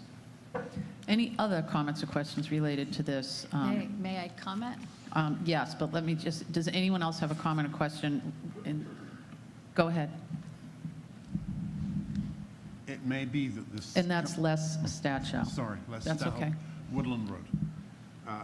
If it may be that the town may wish to present a case before the PUC. I'm sorry, I can't hear you. It may be that the town may choose to testify before the Public Utilities Commission on water issues. So in that instance, it would be representing the town. Are you proposing that not be the case? No. I didn't think that was your intent, so maybe taking that piece out may not be fortunate. Okay. Lisa, you had another comment?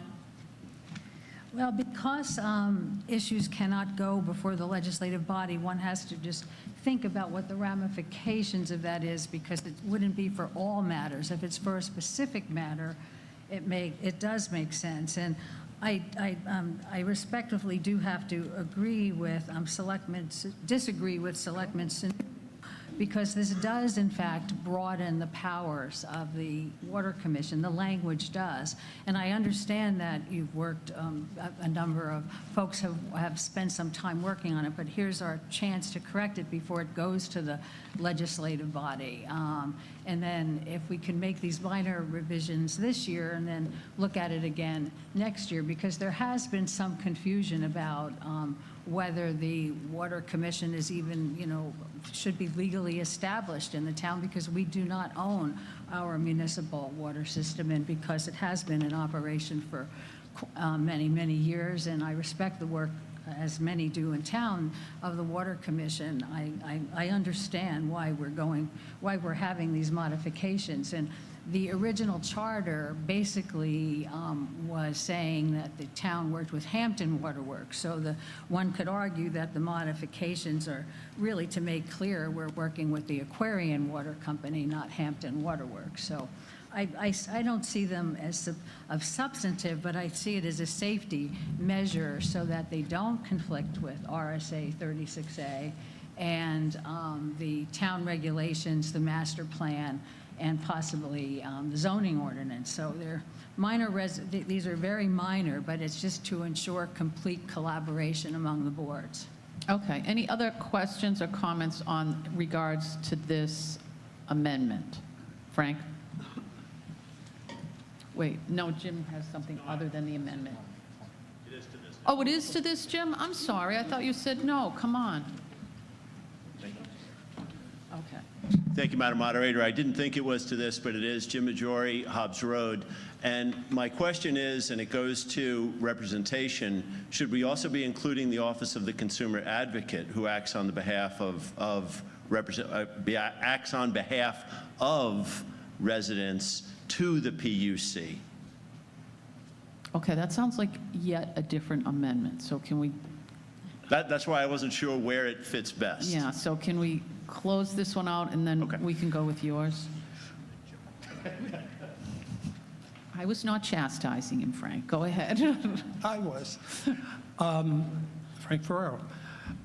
My language change previously was only to make sure that if the motion passed, that would be I'm not in favor of the motion because while it may have merit, there's too many things for me to think about or analyze what that does for this. And so I'm not in favor of so many changes in such a lengthy motion. Okay. Any other comments on this motion? Okay. Lisa, do you have that motion read out so I can reread, or can you just come up and read what that motion is one more time so people know what they're voting on? Okay, so it's, yes, as I said, this is consistent with the original charter for the Water Commission. Right, but at this point, can you just And read so the changes? So the first line is the Board of Water Commissioners is established to have the following duties and responsibilities. That would be the first sentence. So we're removing shall have the Yep, no, following. just read. And then under item 2, to review, monitor, and not advocate, but suggest, because I'm told that the Water Commission is purely an advisory board. Okay, can you just Yeah. read what the changes will be? Okay, sorry, I apologize. That's okay. To review, monitor, and suggest improvements, extensions, and alterations to the water system to ensure adequate service, water quality, and fire protection. And under 4, to conduct all business relating to Aquarian Water Company and its successors and assigns, Northampton residents, and/or private or interested parties. That's it. Okay, so all those in favor, and if you can keep your cards up so that we can count fully on this. All those in favor of the amendment?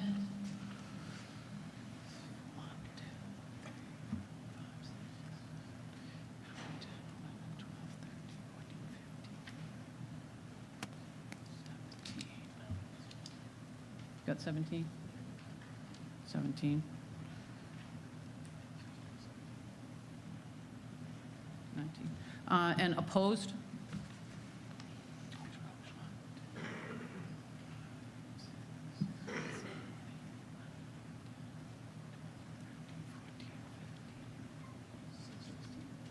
$16. Okay, so motion passes 19 to 16. Jim, your question. Oh, Lisa, can we have your sheet of paper that has those changes? Go ahead. I just have very sloppy notes. Okay, yeah, you can give us neat notes. Thank you. Thank you, Madam Moderator. Again, Jim Majori, Hobbs Road. So again, the question is, in Section 1 and Section 12, or was there any consideration of including the Office of the Consumer Advocate as a liaison between the town and the PUC? So it's not an amendment, it's a question about whether, whether or not it should be included. Thank you. We did not have that discussion at the Water Commission. It doesn't preclude the Water Commission from... Tom, move that mic closer. Oh, we did not have that conversation. I don't think this language precludes us from working with Department of Consumer Advocate, but if you'd like to make a motion, pop it right in here, number 12. Well, he tossed it up to me, so I'm going to try to hit that one. I would like to make a motion then, Madam Moderator, in Sections 1 and in Sections 12 to say,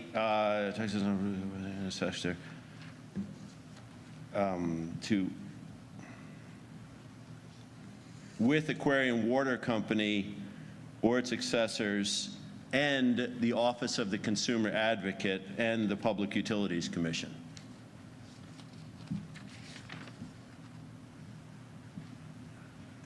Because I know you didn't write it down. I'm writing it down. Okay. I can go write it down if you want me to.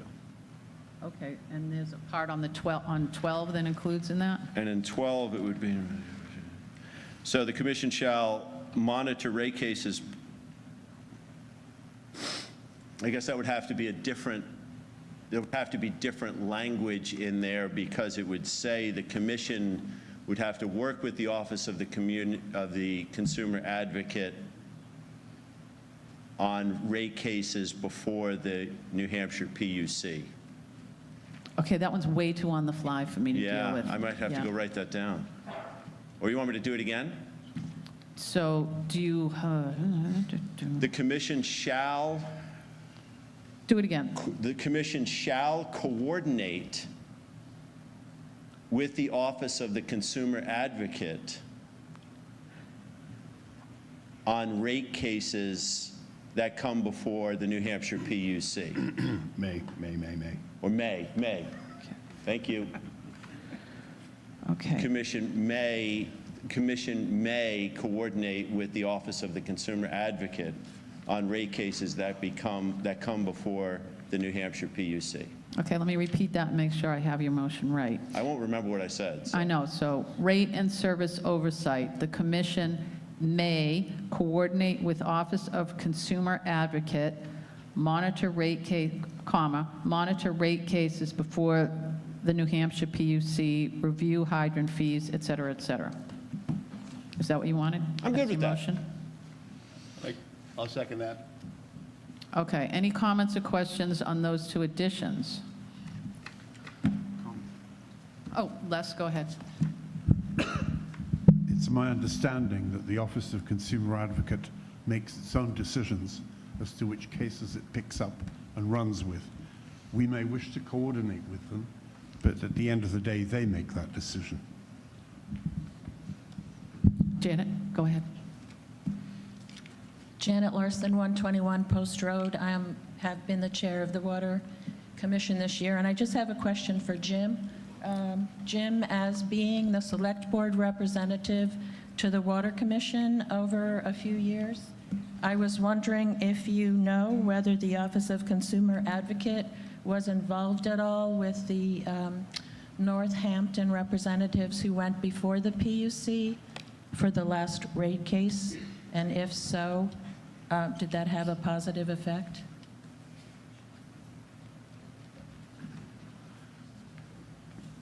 May I respond, Madam Moderator? Yes, you may. Thank you, Janet, for the question. It has been a while since I myself, as a representative to the Water Commission, was up to the PUC, but I do remember the Water Commission, or at least a representative, I think it was Henry Fuller, God rest his soul, who worked with the Office of the Consumer Advocate in one of the rate cases. I believe it might have been the only one where we actually won.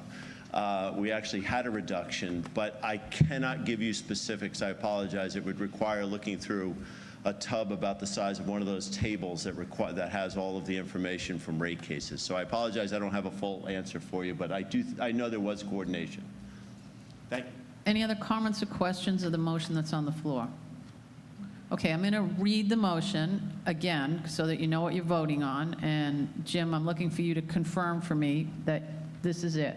So number one will now read, to act as the town's liaison with Aquarian Water Company or its successor and the Office of Consumer Advocate, the New Hampshire Public Utilities and the New Hampshire Public Utilities Commission.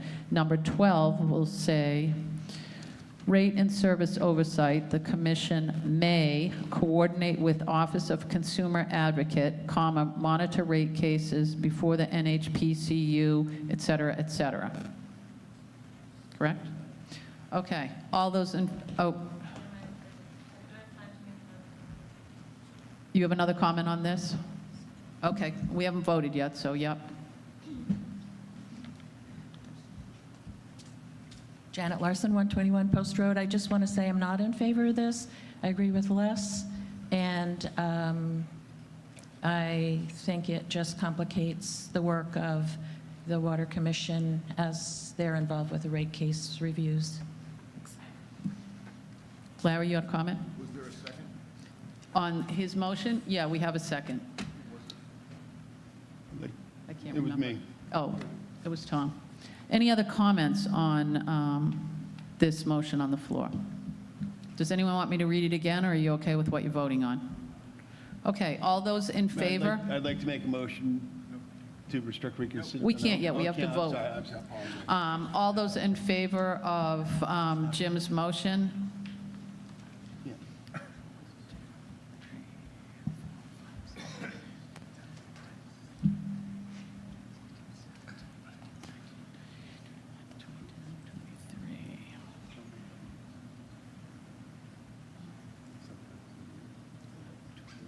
got 26.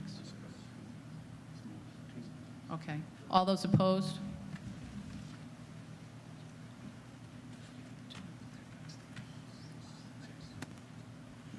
Five? 6? Okay. Okay, motion passes 26-6. Any other comments on the Water Commission charter? Phil? Phil Wilson, 9 Runnymede Drive. I'd like to propose an amendment to add a definition of water system to this article, because water system is undefined and it is very unclear what authority they actually have. And I would suggest that the definition be water system means all aspects of the method by which the town receives potable water for consumption and fire suppression, except from resident-owned private wells. I have no more room on my... And you're proposing this goes right at the begin, where are you proposing putting this? Right after the first line, right before the first line? In most of the ordinance that I've had experience with, which has been a considerable number, the definition section usually appears near the beginning. Okay. And then whenever the term is used throughout the whatever document it's a part of, it's capitalized to indicate that it is a defined term. Okay, so your motion is that this would start with this definition? Just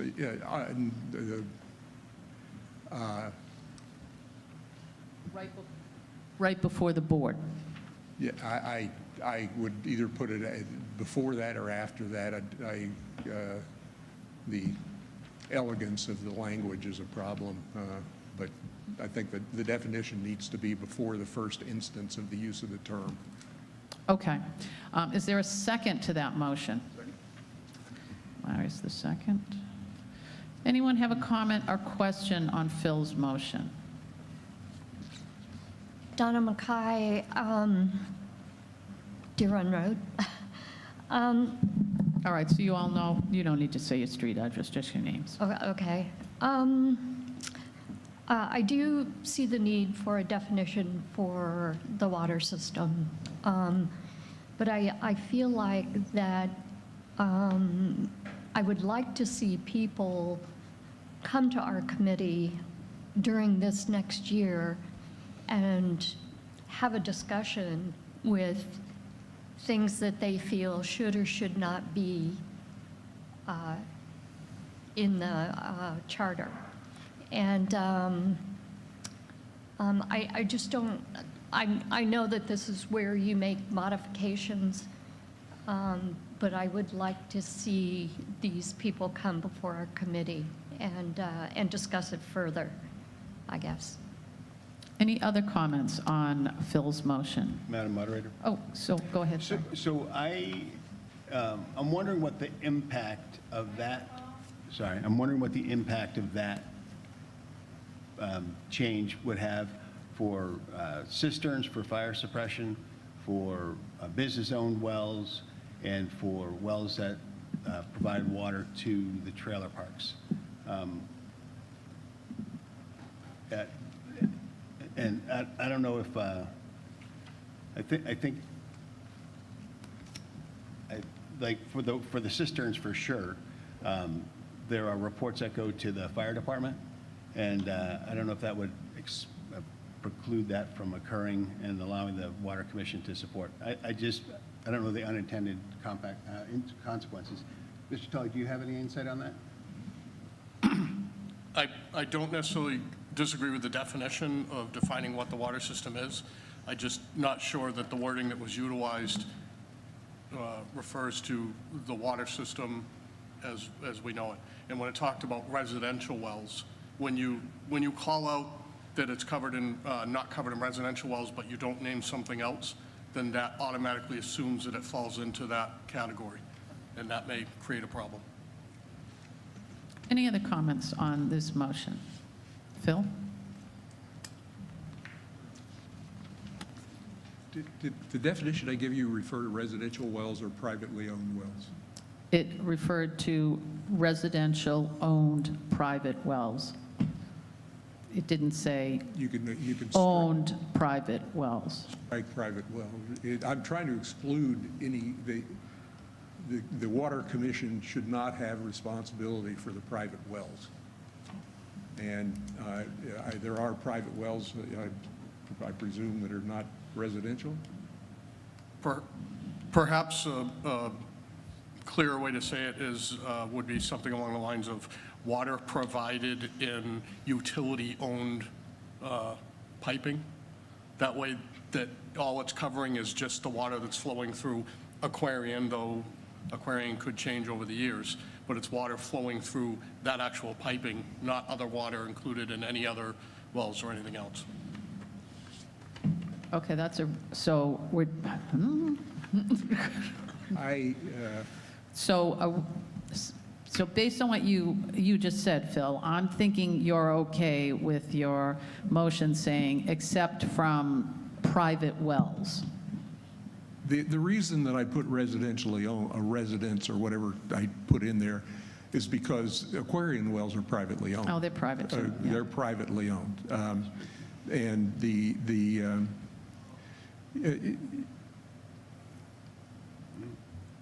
cistern issue, I don't think is an issue, but Yeah, that's fair.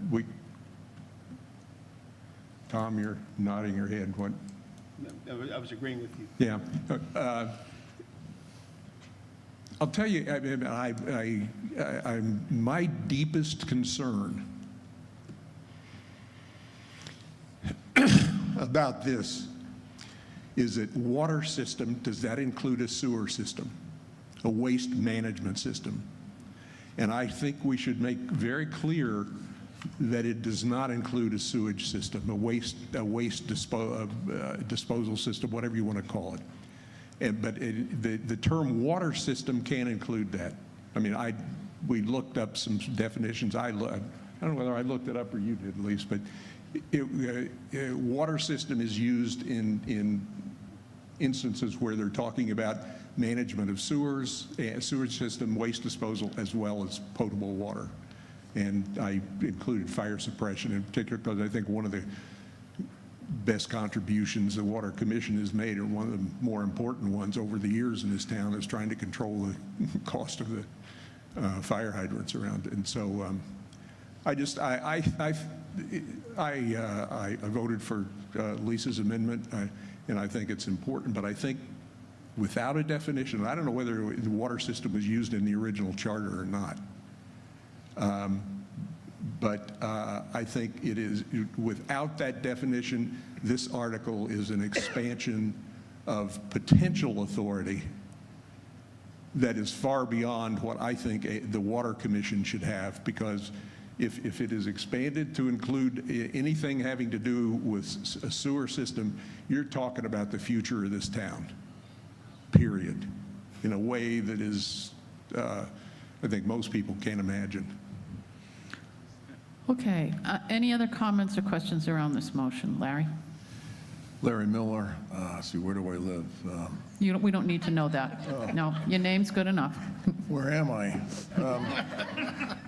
I think the point here is we want to separate commercially produced water from private water. So whoever produces the water for sale is what we're talking about, not to affect anybody that just uses water for themselves. Is that true? So can we make the amendment sort of fit the commercial side? Would that make it simpler? I asked It's better Phil minds. that made that amendment. I asked better minds so. than myself. Jim, did you want, one of you? Go ahead, James. James Sununu. I'll reiterate my earlier point about I don't think this is the best venue to make these kinds of changes on the fly, defining a water system. We don't know if water system is defined in state law, for starters. We don't know, we've seen right now back and forth on exactly how this is worded to include or exclude certain things without any forethought or research into those things. The phrase water system has been in the Water Commission Charter since 1957. I don't think it's perilous to not put a definition in right now.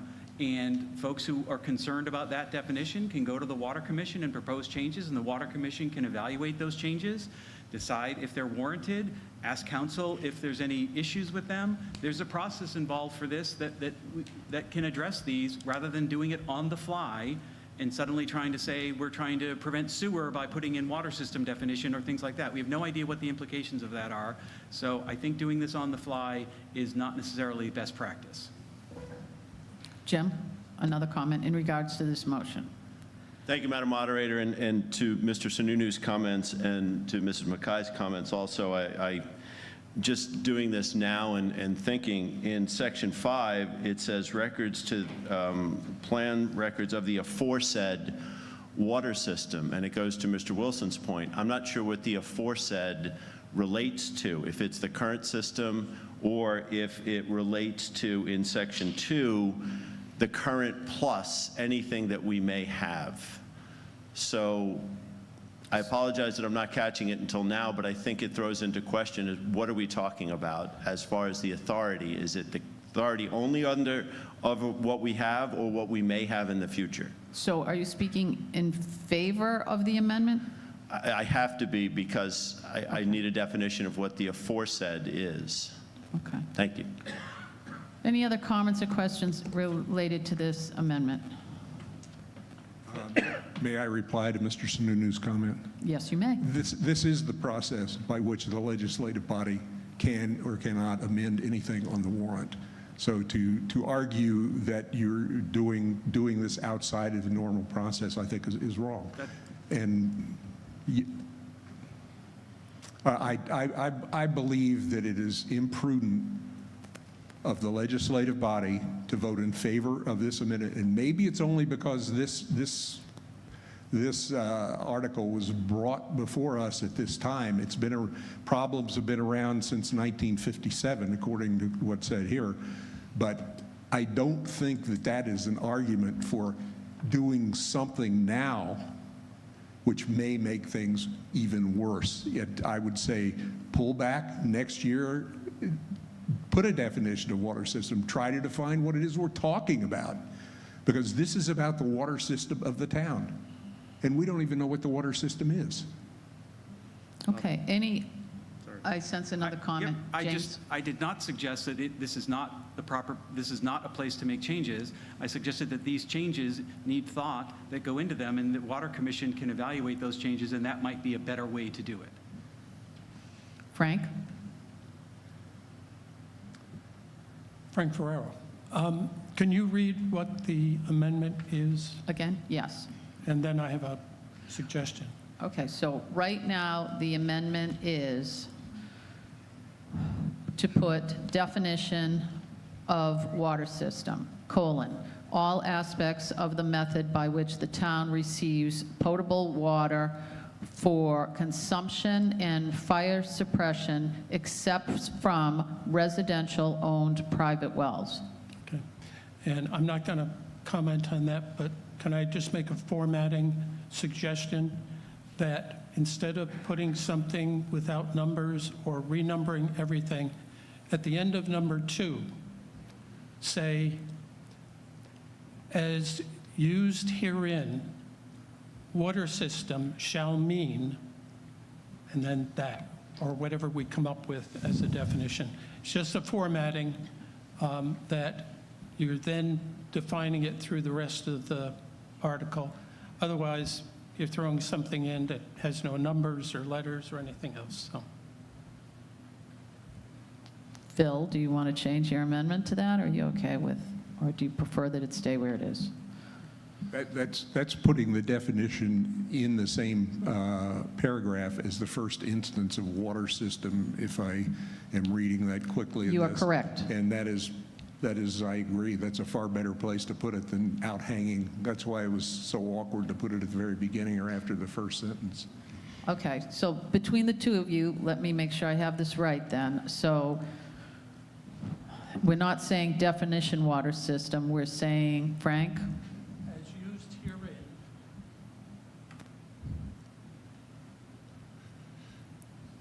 Water system is defined as? Shall mean.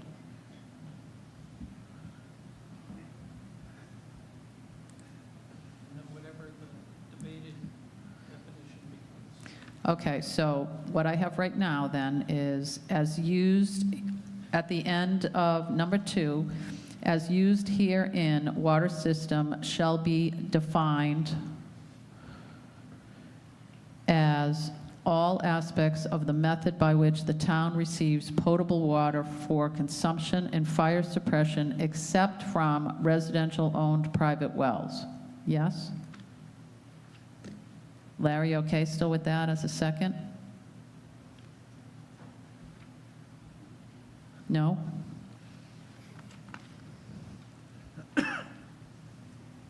So we've already defined a private well as being owned by Aquarian as well as other people. So my point here is that my well and Aquarian well, or anybody else's private well, are private wells. This says residential-owned private wells.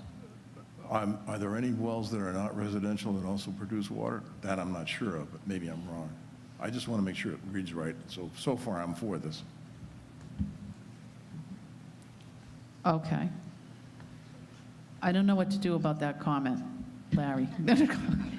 You can forget it. Okay. All right, so right now I have, as this motion, was there another comment from either of you? No? Okay, so far, at the end of number 2, I have adding the words, as used herein, water system shall be defined as all aspects of the method by which the town receives potable water for consumption and fire suppression, except from residential-owned private wells. Yes? Yes? Okay, all those in favor?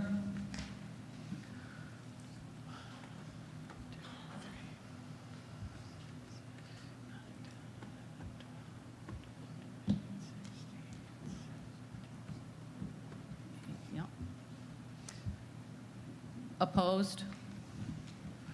1, 2. Is that an opposed back there or a Shep? Okay.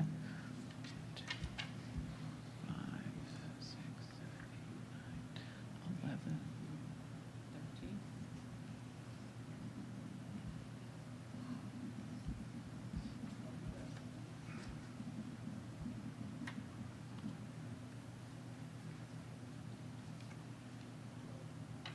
Okay.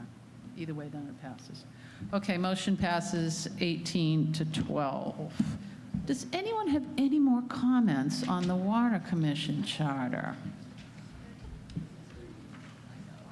All right. I'd like to move to restrict reconsideration. I think it's a great idea. Anyone seconding that? All those in favor? Okay, anyone opposed? That motion passes. All right, moving on to... I restricted it. Oh, no.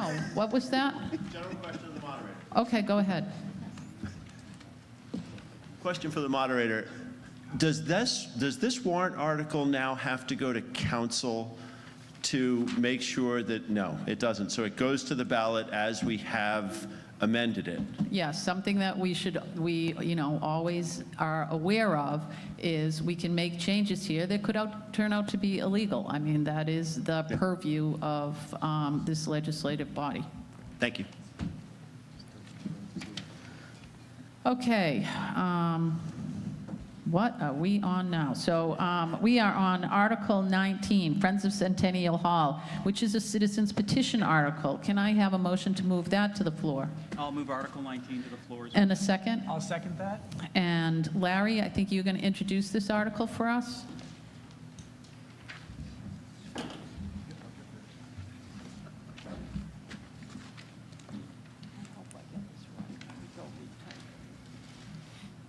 Shall the article be read or not? I don't think you need to. Everyone has it in front of them. Very good. I'm one of the signatories for the petition. Can everyone hear Larry in the back? No, One of you the need to move articles, forward. one of the signatories of the petition. I'd also like permission to introduce two non-citizens who have expert knowledge of this. Marcia McCann and Peter Goodrich. And also, in addition to myself, Ms. Williams will be speaking as well. Is that all right? Is Ms. Williams a voter? Yes. Oh, okay, fine. So if you want to ask the body if they want to let 2 non-voters to the town speak, make a motion that those 2 voters can speak. If someone seconds that, we'll vote on it, and as long as everyone agrees to it here, then they can speak. So for the purposes of needed expert knowledge in the case that we need to know, I would ask the voters to allow Marcy McCann and Peter Goodrich to speak to this article. I'll second that. All those in favor? Anyone opposed? Okay. Marcy and, So they can be Peter. available. Yep. Secondly, I'd like to ask Tracy, would you like to speak first, or shall I? I'd like you to speak first. I believe you have a prepared statement. Thank you very much. I love this democratic process. All right, good morning, everyone. The Northampton Select Board members, Northampton Budget Committee members, Northampton volunteers on the various boards and committees, and Northampton residents, and especially neighbors. My name is Tracy Emerton Williams. I live on Walnut Ave in the same house my parents built in 1972, very close to the Stratham border. I'm a proud graduate of the Northampton School. I remember playing a pumpkin up there on that stage in the 4th grade. I'm a class of Winnicott High School class of 1981, and I'm currently serving as the Northampton representative to the Winnicott High School Board. I'm speaking to you this morning in support of Warrant Article 19, brought forward by the Friends of Centennial Hall. Centennial Hall is a beautiful building across from the Northampton Town Green and Bandstand, and was the town's public school from 1876 to 1948. And I actually have the privilege of knowing one of the people who attended the town school during that time. And it's now managed by a nonprofit who has vastly improved its interior and exterior. I remember long ago when the outside of the building had peeling paint and wasn't so beautiful as it is now. It's an incredible resource for our town and adds character to our town and its history. I'm not active on the Centennial Hall's board or its nonprofit, but I've been a user of the facility. My family used the facility for a celebration of life gathering when we lost a family member rather suddenly and unexpectedly. And I attended the celebration of life for Lieutenant Harold Eames, Jr., the father of a dear Northampton school classmate and a local legend. My family enjoys the Christmas tree lighting each year on the Common at the bandstand, thanks to Dolores Chase and all her efforts, and the wonderful refreshments that are served in the hall afterwards. And I've also learned that the hall is a perfect venue for weddings, wedding showers, and baby showers. Centennial Hall is the only building in town that can hold large gatherings. Preserving the hall honors those who attended the school there and therefore the heritage of the town. And with a modest investment from the town, the noble goal to build an elevator to allow residents to get up to the 2nd floor will begin. The Friends of Centennial Hall are asking for our vote for $50,000, which will be funded from the unassigned fund balance. Therefore, voting yes on these funds will not affect our taxes. This money will demonstrate to our grantor, the state's Land and Community Heritage Program, also known as LCHIP, that the town is in support of the very needed addition of an elevator to accommodate visitors to reach the 2nd floor ballroom. This type of contribution is very common in grants of this type. There's no argument that we need to allow the elderly and disabled access to the 2nd floor ballroom. If any of you have cared for a loved one in a wheelchair, you understand how important accessibility is. So please join me in voting with the town's budget committee yes on Warrant Article 19. I think it is an amazing jewel for the town of Northampton, and I think it deserves our financial support. Thank you. Thank you. Larry? Thank you, Tracy. May I ask our town administrator a question? Sure. I don't know if he'll answer you, but yes, you can ask Do him. we have the video presentation loaded? We do. All right, if you would start that, and I'll see where we start. So I'll give a brief introduction.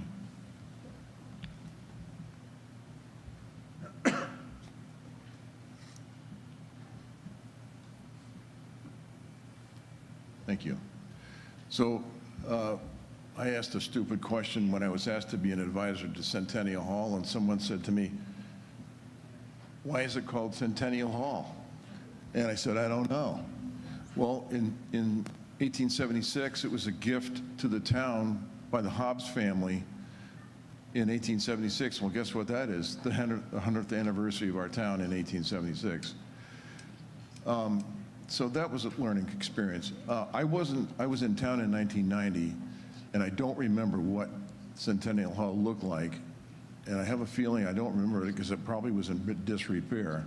But since the late 1990s, the Friends of Centennial Hall have raised money to bring this architectural phenomenon in our town back to life. And today, as we drive by, we see that it is beautiful on the outside and quite beautiful on the inside. It's not completely restored inside, but very close to that.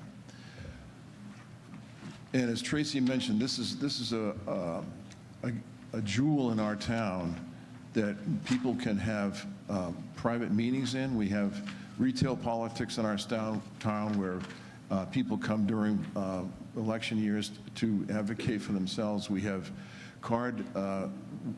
several entities that rented the hall, such as a music school, an art school, adults who play cards. I'm advised that they don't cheat there, but unfortunately they don't play cribbage, they play bridge. But this building needs access other than the old stairs built in 1876. And that's what this article is going to be the kickoff of fundraising to build on the end toward the church an elevator system that will allow everyone to get up and down, and as well as equipment for things like weddings that go into the ballroom and so on. The reason we're asking for $50,000 is because if we can do this, L-CHIP will most likely match the money. And we have experience that tells us that if we don't have the town support, we're not going to get L-CHIP support. And this is the beginning of asking other foundations for money. And if they see that L-CHIP is behind this, they're more likely to grant their support. And this is going to be an ongoing effort, not just today, but ongoing for at least a couple of years to raise the money. We have a large benefactor in line who will make a big donation, but we need to get this started. As of today, Centennial Hall is self-supporting through its own income and covers its own expenses. So this is purely for developing the building. So can everybody read that? So I'll read it. It says installation of a multi-stop elevator. That's what we're looking for. The new elevator, a new stairway, which will be around to be compliant with present building codes in our National Historic landmark. We also wish to put in ADA compliant bathrooms, which we do not have today because you can't get in a wheelchair, into the building. By having this, we can increase the use of the building and therefore resulting in benefit to the community. Next slide.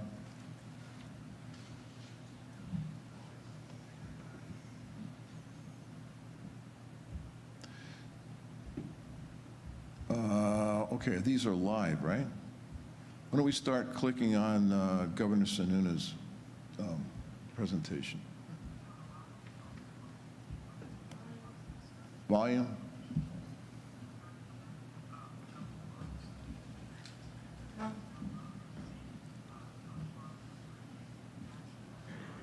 I don't think anyone in the back can hear that, can you? No, nobody can hear that, Larry. Yeah, we can barely hear it up here.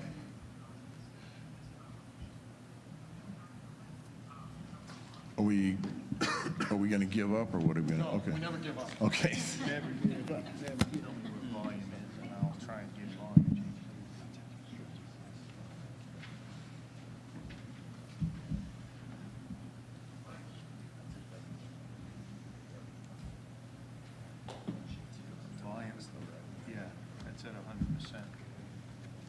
Larry, can you summarize maybe? I can. So the first clip is a clip of Governor Sununu. We still haven't given up, Mr. Muller. All right.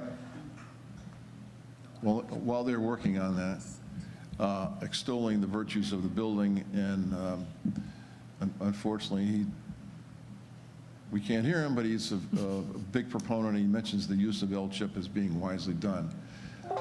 I am not aware of the second one, of what their content is.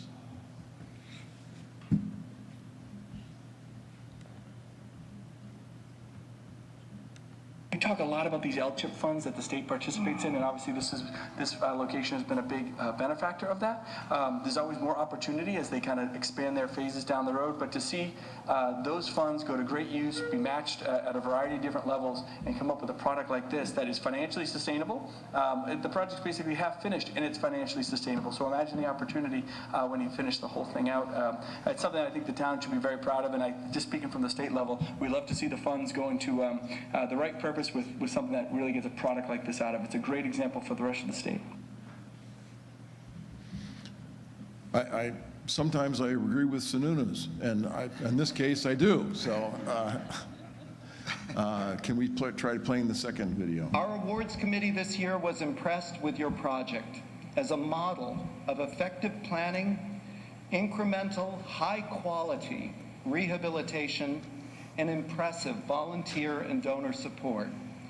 We appreciate the vision and commitment that saved this building and revived it as a vibrant center of community activity. And we try the third one. It's so wonderful to actually be here, seeing it having happened.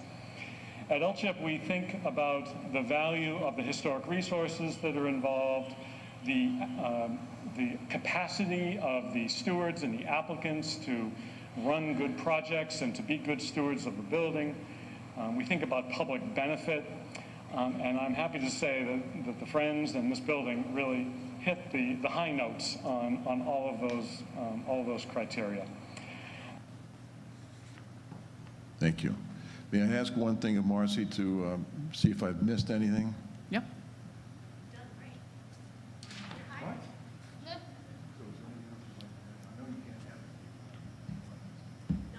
Okay, so can we let other people then make comments, and then maybe Marcy and Steve, you'd be able to answer them? Okay. Any comments or questions in relation to this article? Come on up, Tom. Hi. First of all, thank you for all of the work for the presentation. No argument that it's a beautiful building and an asset to our town. There's one thing that came up, and I'd like to propose an amendment for accuracy. This came up at the Budget Committee meeting as well. So the second to last line reads, to obtain such grants, the hall must show that the town has contributed to some of the capital expense, hence the request for $50,000 to obtain the grant. LCHIP actually says it needs to be publicly supported nonprofit, and that definition is based on the IRS 990, and the Friends of Centennial Hall qualifies for that. So my amendment will be to strike, to obtain such grants, the hall must show that the town has contributed some of the capital expenses, hence the request for $50,000. Friends of Centennial Hall qualifies regardless of whether the town contributes, because they have 30% or more of their contributions coming from donations. So it's not accurate to have that line in there. Thank you. Is there a second to that amendment anywhere? Second. Okay, Tom, give me that so I can make sure I repeat it so that people can know what what you have underlined, right? That whole sentence? That whole sentence. Okay, so I'm just going to repeat what the motion is on the floor. So the motion is to strike the line, "To obtain such grants, the hall must show that the town has contributed to some of the capital expenses, hence the request for $50,000 to obtain the grant to start the elevator project." Larry, I'm assuming you have a comment on this motion. I do, and factually, that's probably not inaccurate. However, in reality, it's highly unlikely that LCHIP awards any money to any project that doesn't have municipal support. So yes, you could put a piece of paper through here and find a division, but in fact, as we've seen in LCHIP, the town has received 2 LCHIPs before and has also contributed funds. So if you vote for this amendment, you will be parsing words. I think a better choice would be to defeat this amendment and change it so that it makes it possible to understand that the town's involvement is critical to LCHIP activity. Thank you. Any other comments on the motion that's on the floor? Either one of you? Phil, Frank, either one. Okay, Frank. As unusual as this is, I agree with Larry. There are all kinds of crazy stuff going on today. I know, it's late, we're trying to get out of here. I understand concern about saying hall must show, but Larry's point is right. I think it's the wording, and the wording can be finessed to accomplish the goal of explaining to the voters that without town support, it's unlikely that LCHIP is going to do something, but it's not mandatory in a legal sense that they do. So I agree with Larry I'm not in support of the amendment, but I can see changing the words of that sentence. Okay, well, we'll go with this amendment first. Phil? I know years ago, we got an opinion that you cannot amend citizens petition articles. No, you can amend a citizen's That you petition can article. change? Absolutely, Okay. yeah. When did that change? I don't think it ever changed. I think it was something that people just thought they couldn't do.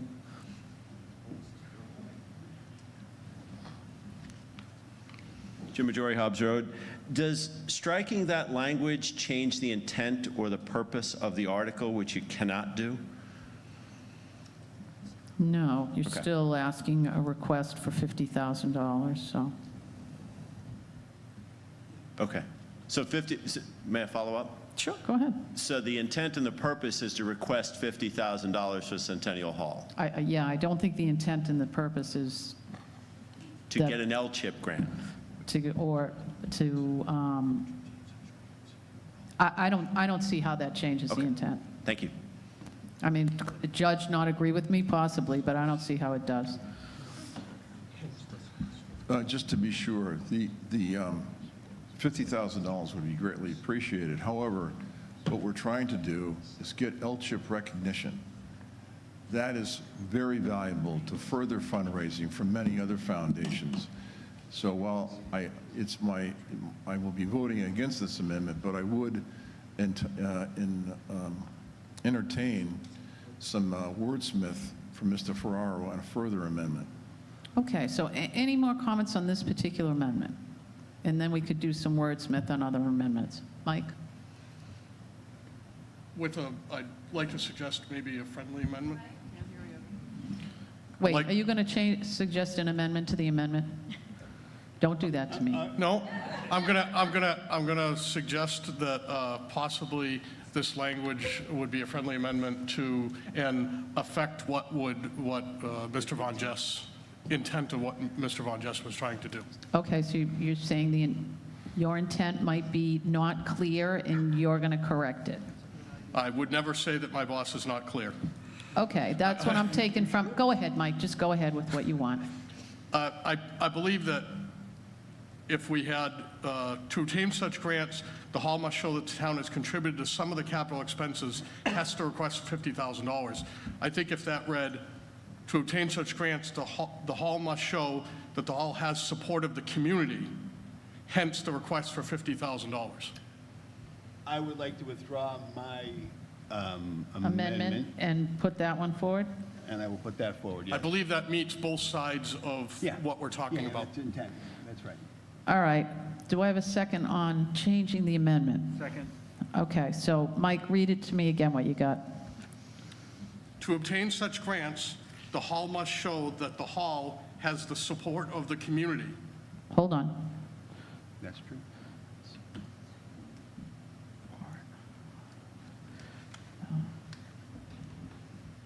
Okay, go ahead. Hence the request for $50,000 to obtain the grant to start the elevator project. Show that. Okay, so we would end up removing town has contributed to some capital expense. So I think that meets the requirements that Mr. Von Jess is trying to do, but also meets what Mr. Miller was saying, that that message is still there. Okay, I'm going to just read how it would read right now just to make sure that we all agree. So after matching grants by which more than $3 million has been raised in the past, the hall has the support. Nope. To obtain such To obtain such grants, the hall has the support. Oh, you still want must show, okay. Okay, to obtain such grants, the hall must show that the hall has the support of the community, hence the request for $50,000 to obtain the grant to start. Is that what we think is going here? Does anyone else want to comment on this motion? Let's vote on it. Okay, all those in, does anybody want me to read it again? Okay. Frank, please, no, shut up. All those in favor?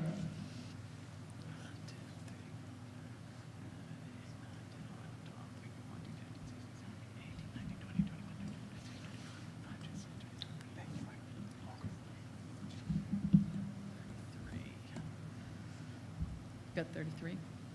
32? It's going to pass anyway. All those opposed?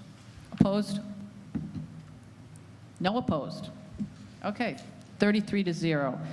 That motion passes. Any other comments on Centennial Hall?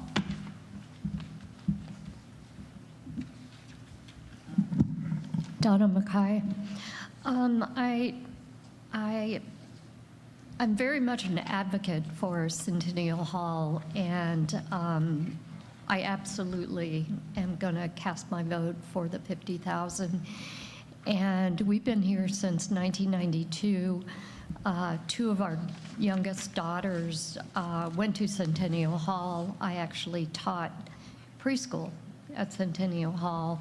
And I just want to encourage everybody to vote yes on this amendment. I feel like Centennial Hall is a treasure, and to see it renovated and to see the vibrancy that it will bring to this town would be phenomenal. So I encourage everybody to vote yes.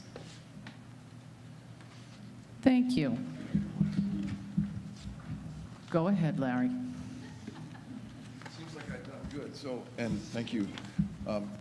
To be clear, this is the Friends of Centennial Hall is and has proven to be a great organization. Recently, it became aware that not everybody lives forever, and not everybody organizations live. The only thing that lives forever is a corporation. So, but if Centennial Hall were to want to move on and put its assets in someone else's hands, it has done that recently by making its heir the Heritage Commission of the town of Northampton. So this investment eventually will come to Northampton some way or another, especially immediately if we can get the elevator done by being a recreational source in town. So eventually, we're all in the same place. Thank you. Okay, any other comments or questions on this article?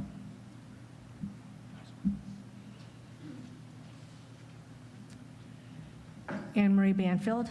I just have a question. It says the balance of such funds for the elevator will be from donations. What is the balance, and how much do you have in donations already to match this, if you don't mind me asking? It says the balance of such funds for the elevator will be from donations. So I'm assuming that $50,000 is going towards the elevator. And then it says will be from donations. How much do you need in donations to cover this project? How much do you have currently? Yes. Marcy, you want to go ahead and answer that? Peter will speak to that, yeah. I'll stay here. Peter Goodrich, building manager. So we're just now starting our fundraising campaign. The $50,000 is a seed money from you guys, and LCHIP will hopefully, if we do not get the money from LCHIP, you guys get the money back. So there's no risk on your part. We had 45 inquiries into use of the space last year. We were able to book 8 of them. The biggest complaint was there was no access upstairs to the 2nd floor. So having elevator access is huge as far as use of the building. So, Okay, any other comments or questions on this article? and we appreciate your support. Just one more clarification. Sure. Sorry, Marcy McCann. We've been recognized at every level in the state and nationally for our quick ability to raise funds. I have no doubt we'll get the money. We pivot. We're good at what we do. We're very small, but yeah. We love the building. That's why it works. Thank you. Thank you, Marcy. Any other comments or questions Bobby, on this? sorry. Yep. I believe Anne Marie's question was how much the project is going to cost, and that wasn't addressed. Was that a question? I thought you wanted to know how much had been raised so far. And how much is going to cost. I'm sorry, I missed that, That's okay, Anne Marie. that's okay. I'm trying to do the math, kind of, I'm looking at the numbers more so, and it says, okay, so $50,000 from the unassigned balance, and then LCHIP will do some matching donations. I guess, what does this project cost? Okay, so that's we're your gonna question. contribute What is 50 the total cost? Yeah, and then we would contribute $50,000, and then it says the balance of such funds will be from donations. Kind of what's the balance, I guess? Okay, so you weren't, I thought you were asking what they had already raised, but you wanted to know how much more they have to raise past the 50,000. Yeah, how much do you have now and how much more do you have to raise, I guess, would be Okay. accurate. With the current design that we have now, the present estimate is around $3 million. $3 million. Pretty sizable. We've got a long way to go. But this is seed money to start. If we get LCHIP approval, then we're on the go. Did that answer your question?